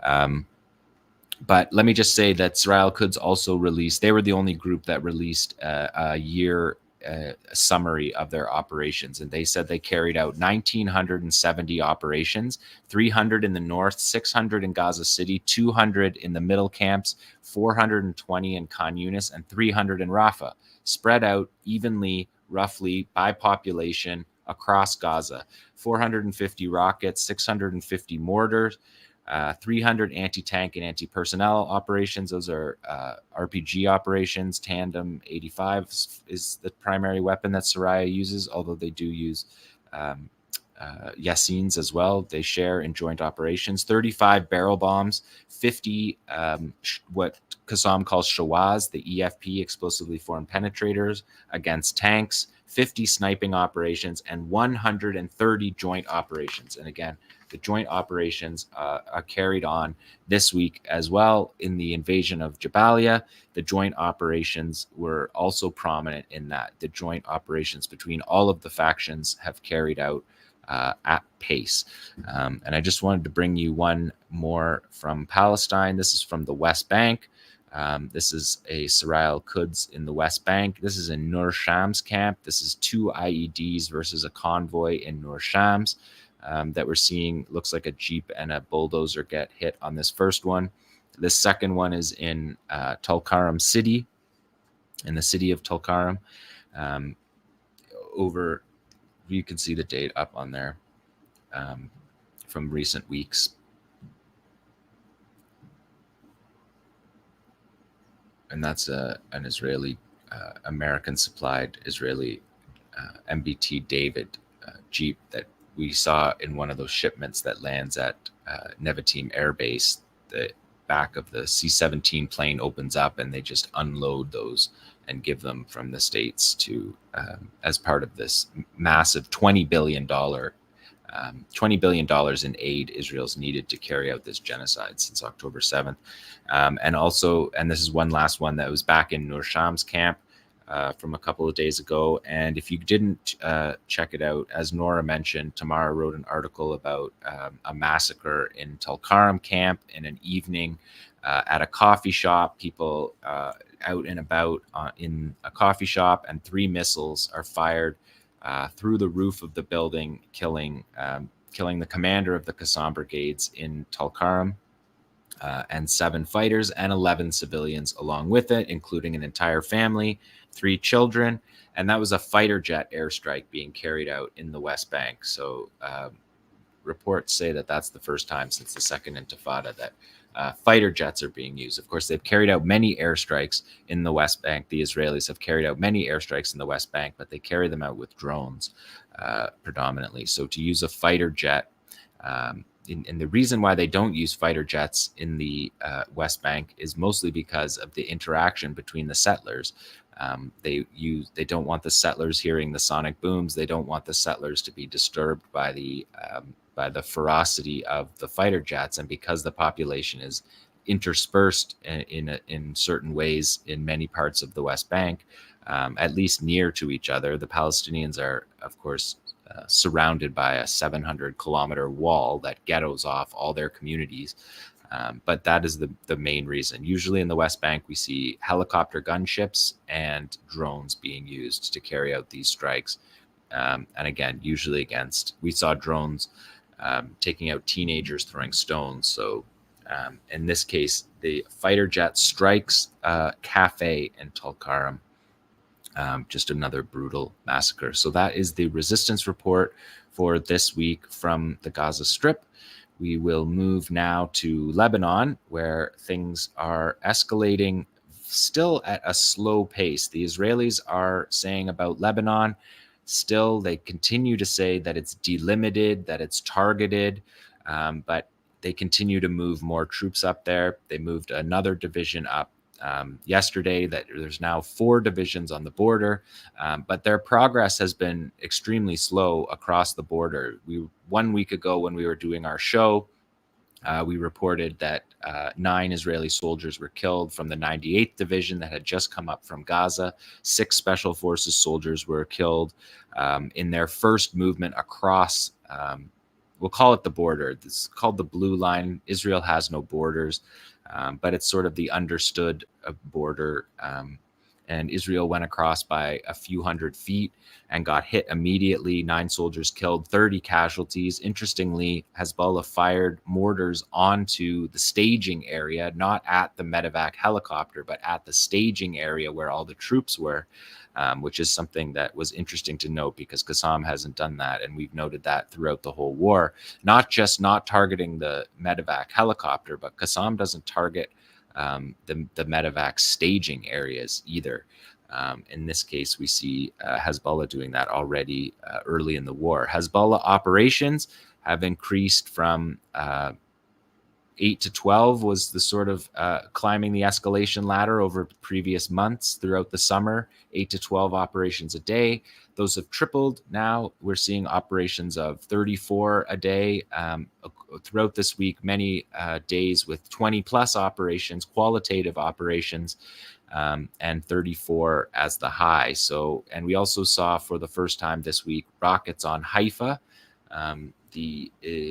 Hezbollah has not been targeting civilian areas. They have targeted evacuated Israeli villages and settlements in the north.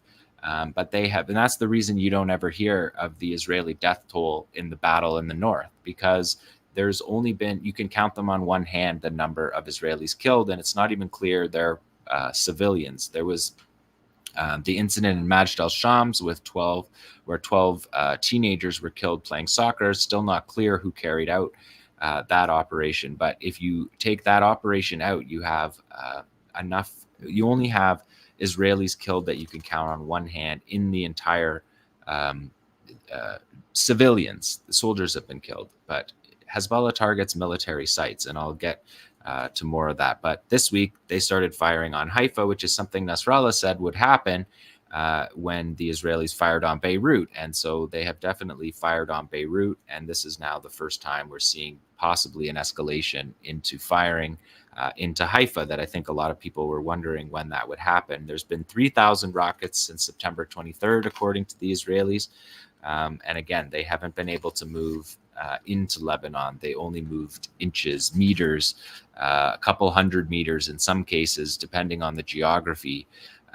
But as Naim Qassem, the deputy of Hezbollah, he gave a speech yesterday, and he said that the meters that they gain are meaningless because our fighters aim for direct engagement with the enemy, whether on the front line or beyond, which means that the front line is not set up to put up a defense immediately on the front line. That's not the way the hybrid warfare, guerrilla warfare, or a military defending a mountainous region would do. You want the Israelis to move into your ambushes that are set up, and the Israelis haven't done that yet. So we'll see if this is the full-scale ground invasion of Lebanon. The Israelis are not saying that it is. They seem to be always in all of their communications. It's very different than what we heard about destroying the Qassam brigades, destroying Hamas, eliminating the threat. They're not using any of that language when they're talking about Lebanon. They're talking about delimited, targeted, and degrading. Hezbollah with the vague idea that they can get this 30-kilometer buffer zone that Hezbollah's de facto created, a security zone inside Israel. Israel intends to attempt to try to get that area back. If we look at number 21 here tomorrow, we can see Hezbollah firing on the Mossad headquarters again at 𝐓𝐡𝐞 𝐄𝐥𝐞𝐿. This is the headquarters of Unit 8200, the signals intelligence unit that would have been involved in Nasrallah's assassination, and Mossad also involved in Nasrallah's assassination. We saw this on October 1st, these Fadi rockets that I showed you a couple shows ago and described, multiple rocket launch system, a bit heavier than the Katyushas that they fire and longer distance, and a heavier warhead, significantly heavier warhead, 100 kilo warheads being fired on the Mossad headquarters in Tel Aviv. And as I said, this is one of 3,000 rockets fired since the last week of September, and according to the Israeli military, 10,000 rockets since October 8th. Hezbollah doesn't tell us the number of rockets that they have fired. They just tell us the number of rocket operations carried out. That the Israelis say 10,000 rockets. And then, of course, there's been hundreds of drones that we have watched as well. And the targets of these have been, Hezbollah released their list. There's been 3,300 Hezbollah operations. 1,570 are against border posts, like IDF border posts, 500 against IDF barracks, 300 against IDF outposts, and 180 against military bases and 3 military airports. Those are the Ramat David air base that we've seen be hit before. And if we look at number 22, we can see that the beginning of this ground operation into Lebanon, they're using these suicide tank bombs that we've seen in Gaza. You can see here one rigged up in a village that straddles the border. This is not inside Lebanon.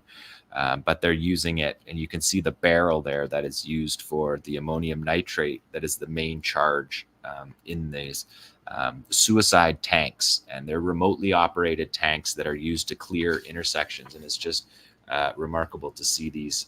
They obviously drove them all the way up to, put them on trucks and brought them all their suicide tanks up to Lebanon, and intend to use these in some manner in Lebanon. We'll see. We'll keep following that story. If we look at 23, you could see a drone swarm. This is one of the first times we've seen. I brought you this video because it's one of the first times we've seen them fire them off the rack.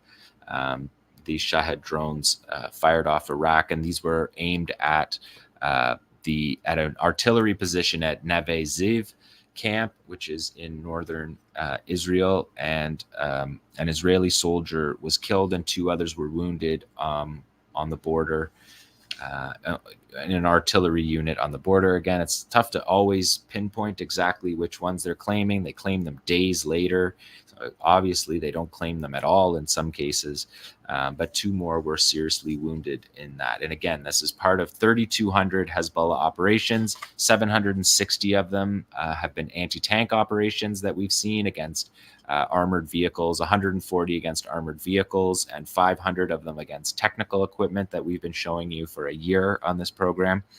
Hezbollah says they've carried out 1,300 rocket barrages, so that gives you an idea. 1,300 rocket barrages. The Israelis say there's 10,000 rockets, and that makes sense because we have multiple rocket launchers. So we have an agreement in general between the sides telling the truth. And one of the most dangerous things that Hezbollah does is tell the truth. They tell their truth about their commanders.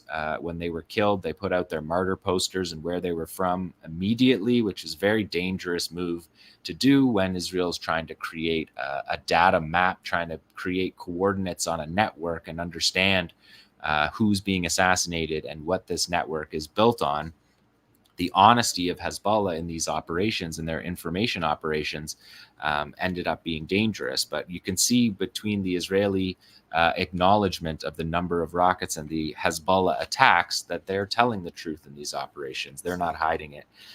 So 500 against technical equipment, 6, we've watched all 6 Hermes, 450 and 900, the 2 large Hermes flagship drones of 𝐓𝐡𝐞 have been downed.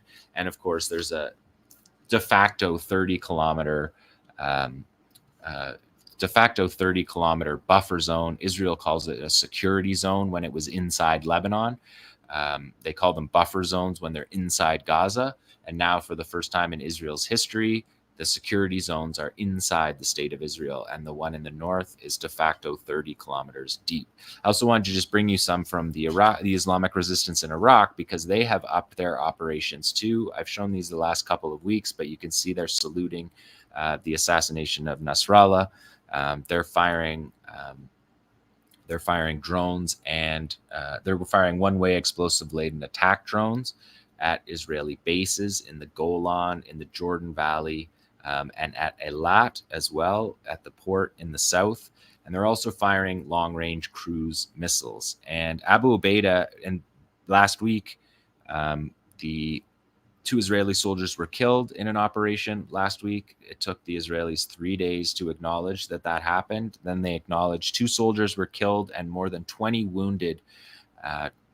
24 were wounded in a drone attack on a Golani brigade base in the Golan Heights.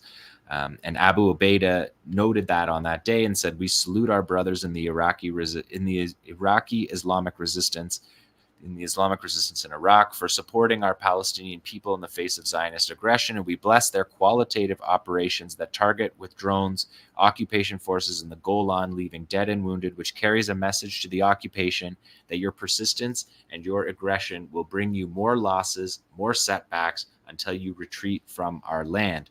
And yesterday in Abu Ubaidah's speech, he spoke to the support fronts by saying, "The fronts are fighting the enemy directly today, engaging with it, inflicting heavy losses on it, and dealing it painful blows from the great Lebanon, from the free fighting Yemen, and from the Iraq of civilization and glory. The drones and missiles of Lebanon, Yemen, and Iraq are flying over the skies of occupied Palestine, striking important sites and targets of the enemy, draining its security and defensive capabilities, disrupting its balance, and inflicting heavy economic and military losses.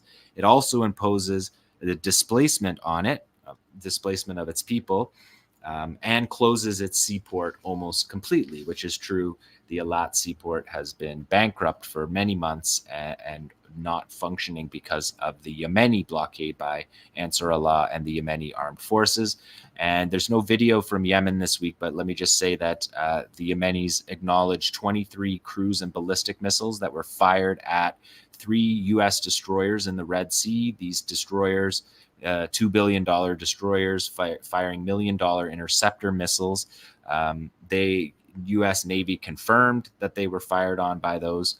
And Abdel Malik al-Houthi, in his speech this week, said that there had been 860 U.S. Air Force and naval strikes on Yemen since this battle began, including 39 in the week since you last saw me, that have killed 82 and wounded 350. Israel claims some of these are intercepted. You're looking there at the Al-Aqsa cruise missile. That's a long-range cruise missile that are fired from Iraq. And American forces struck the Islamic resistance in Iraq on a couple of bases, couple of their bases in Iraq. So the Americans are part of this war, attacking and defending Israel, not only when the drones are fired at Israel, but attacking outside, attacking Yemen and attacking Iraq, in order to protect Israel's ability to carry out this genocide for, just a little bit longer.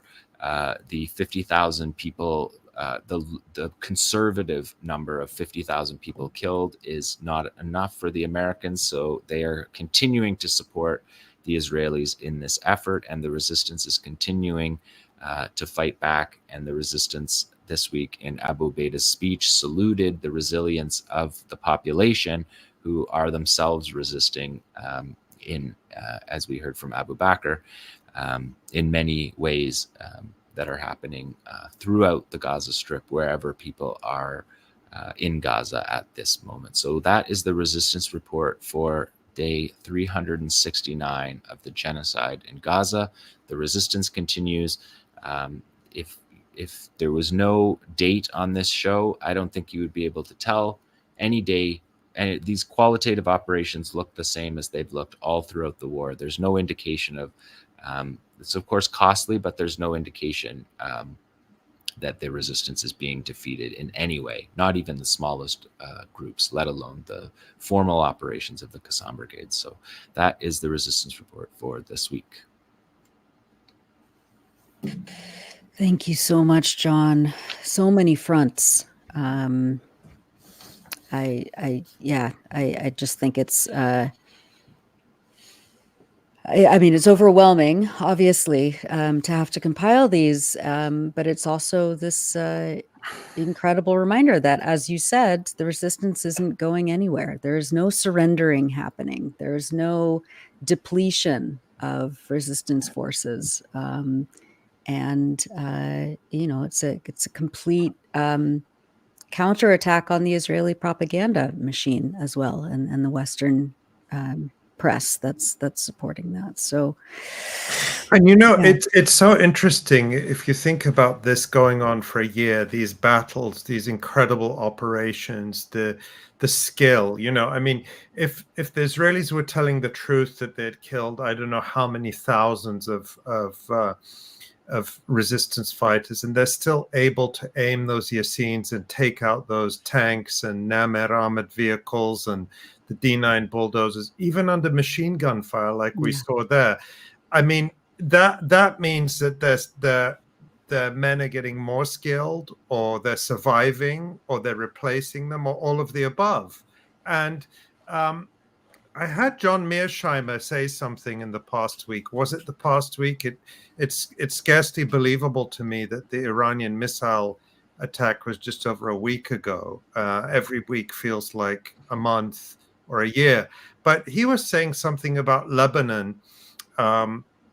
He was saying how if the Israelis were making any progress in Lebanon, we'd be hearing about it. And yet the Western media are totally silent. And I think that is applies to what's happening in Gaza. The big goals Israel announced a year ago: we're going to destroy Hamas, we're going to destroy them militarily, they don't even talk about that anymore.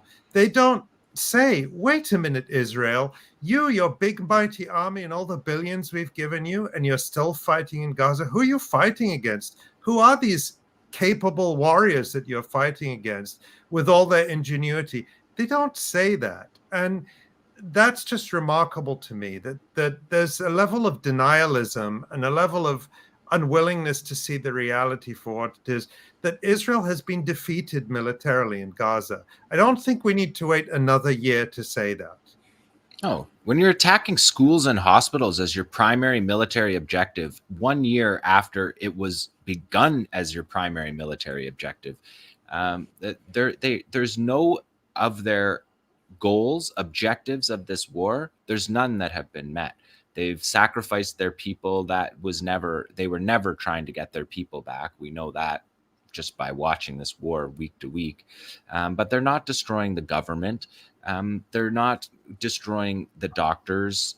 They're trying, but they fail. They fail. The second they get told to evacuate the hospital, and the first minute it's possible, they'll be back in the hospital, setting it up. If it's only one room, then it's only one room, and they'll build it back up. All 36 hospitals have been rebuilt.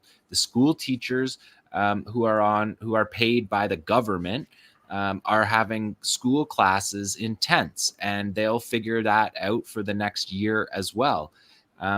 Israel's chasing around civilians. They're not chasing people in Jabaliya to fight.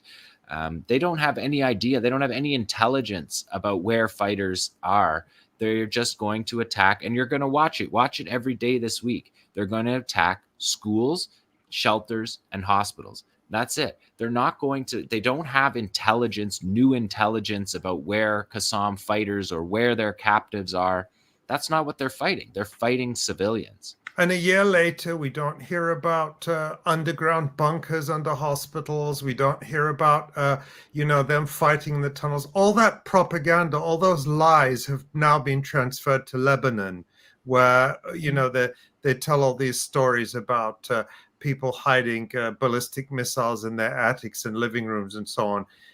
They've just transferred the propaganda operation to Lebanon. They don't even try anymore in Gaza because, sadly, they also know that not too many people are, at least nobody with any power is really trying to stop them.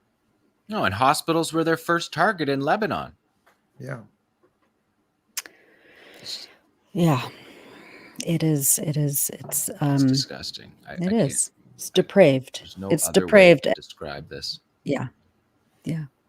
The Jabaliya invasion is disgusting.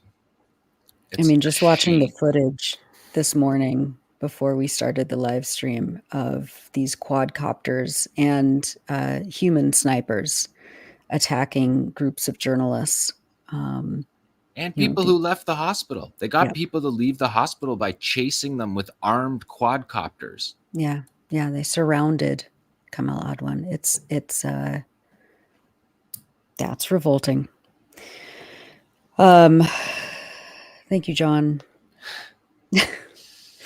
A couple of last things. Asa, next week you're going to present a dedicated segment on an article that you published yesterday, 2 days ago, October 7th, 2024.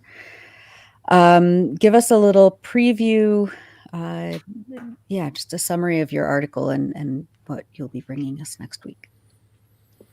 Well, I think one of the things that is often forgotten about October 7th is that it was Israel's biggest military defeat, really, in many, many years.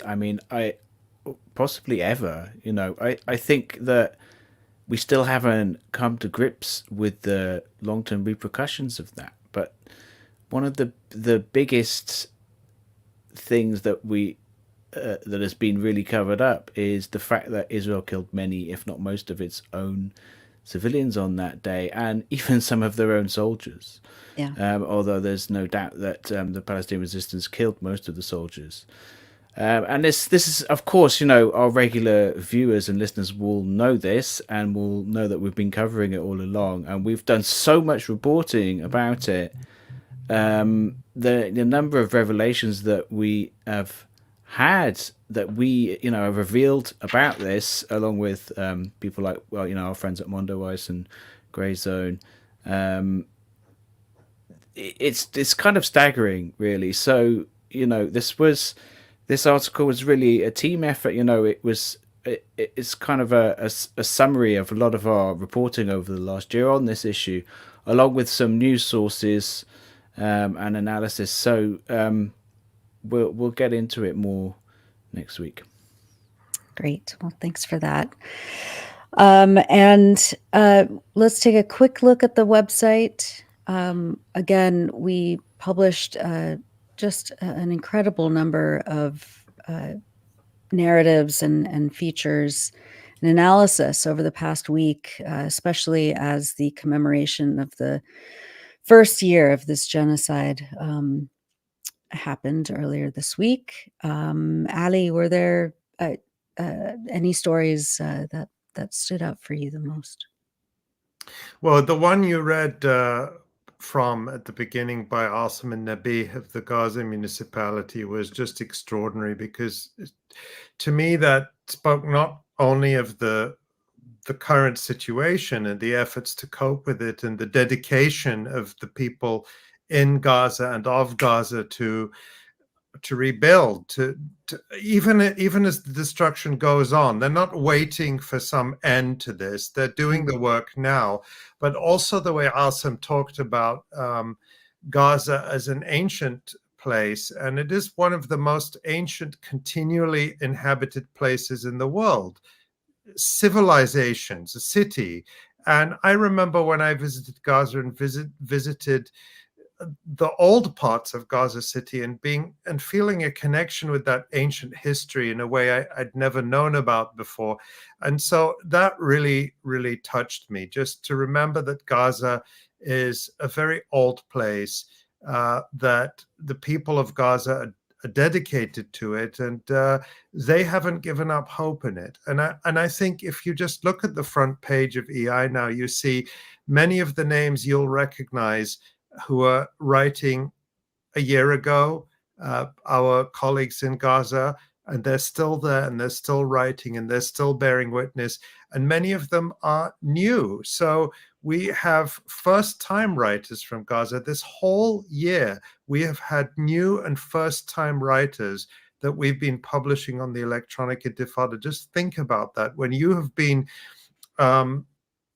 displaced 1, 2, 3, 4 times, you don't have a place to go to the bathroom safely, you don't have a place to wash, you don't have clean water, but you're still looking for a way to communicate with the world. And I think that is just an extraordinary testament to people in Gaza, that they continue to do this work and they continue to give us the privilege and the honor to provide a platform for them. To me, that's just extraordinary.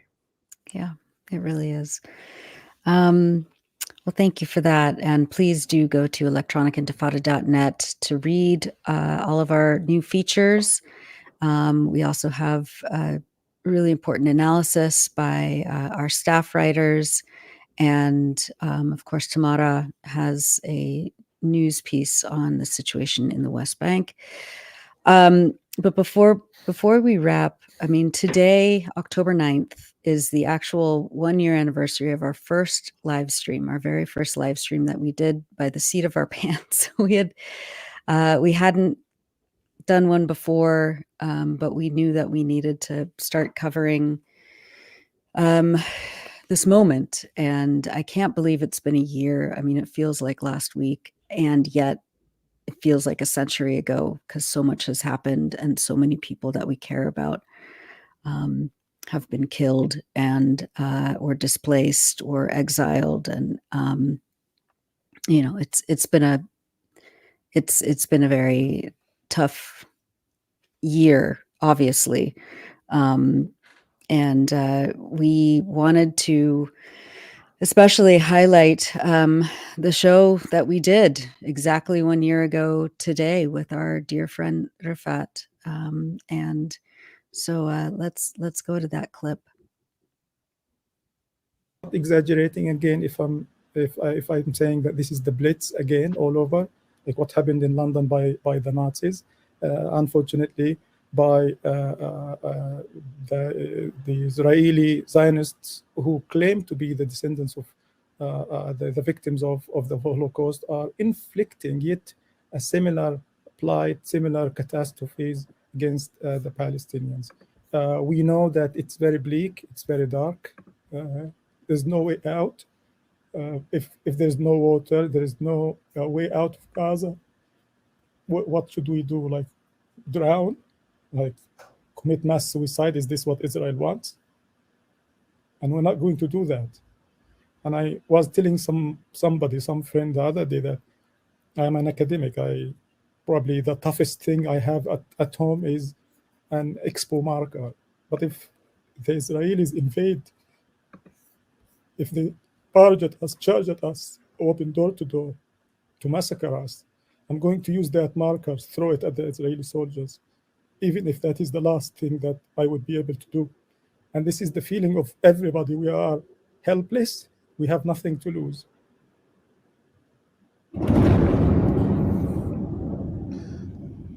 𝐓𝐻𝐿, you're an academic and you are a teacher, and you have inspired and taught and mentored many of the writers who contribute to the Electronic Intifada. Are you in touch with some of your students and colleagues? Are you able to stay in touch with people around you and to? I just ventured out to the pharmacy to bring some medicine, and my car was almost bombed 5 times. Just driving for 5 minutes.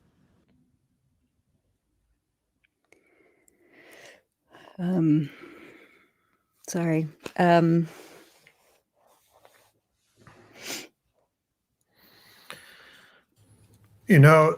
Yeah. Something I'm not sure I mentioned before, but 𝐓𝐻𝐿 was very emotional in that interview, and that was during our first live stream, and he was our first ever guest on our first live stream. And afterwards, he was very emotional, as you could see there, and anyone would be. I mean, you could hear the explosions in the background. I mean, who would have kept their composure? But after that interview, 𝐓𝐻𝐿 sent me a message, and he said that he was sorry. He actually apologized for being that emotional. I said, 𝐓𝐻𝐿, why are you saying that? Because it's just, I mean, you're human. He said, no, you don't understand. He gave part of the reason in that clip. He said that just before, a short time before, his in-laws, his wife, Nuseibeh's family, had been injured in a bombing, and he had driven them to the hospital. And it was on the way back from the hospital that he himself and his car had almost been hit 5 times. So even in that clip, we did not get the full extent of the horror and the terror that 𝐓𝐻𝐿 was living through and would live through for just under 2 months until Israel murdered him on December 6th. I mean, I already knew before that day that it was serious and that it was different, but just to see 𝐓𝐻𝐿, so he was always so defiant and always so, I mean, he was still strong, even crying, but just to see him like that, it was really something. It was horrific. Yeah. Yeah. 1 year ago. 1 year ago today. It's still And here we are in year 2. And we'll be here for as long as we need to be. We will do our best to stand by people in Palestine, in Gaza, in Lebanon, and to stand by each other. And I think that's one of the real valuable things that we've learned through this live stream, that as much as we try to bring you information and analysis and news, we also give each other a lot of support that we need going through this, that we're as human as anyone, and we're grateful for the opportunity to. People always tell us that they find comfort in us being here, and that's a great privilege and a responsibility for us, but also know that we find great comfort and strength and support from you. We do. And with that, thank you, everyone. Especially want to thank Tamara Nassar, of course, behind the scenes, and Maureen Claire Murphy, our senior editor, for help with the news report and other pre-production writing. Ellie Gerzon for post-production, social media. Michael Brown for fact-checking, everyone at the Electronic Intifada, everyone here, Asa, John, Ali, and I, and Tamara, thank you all, and we'll see you next week.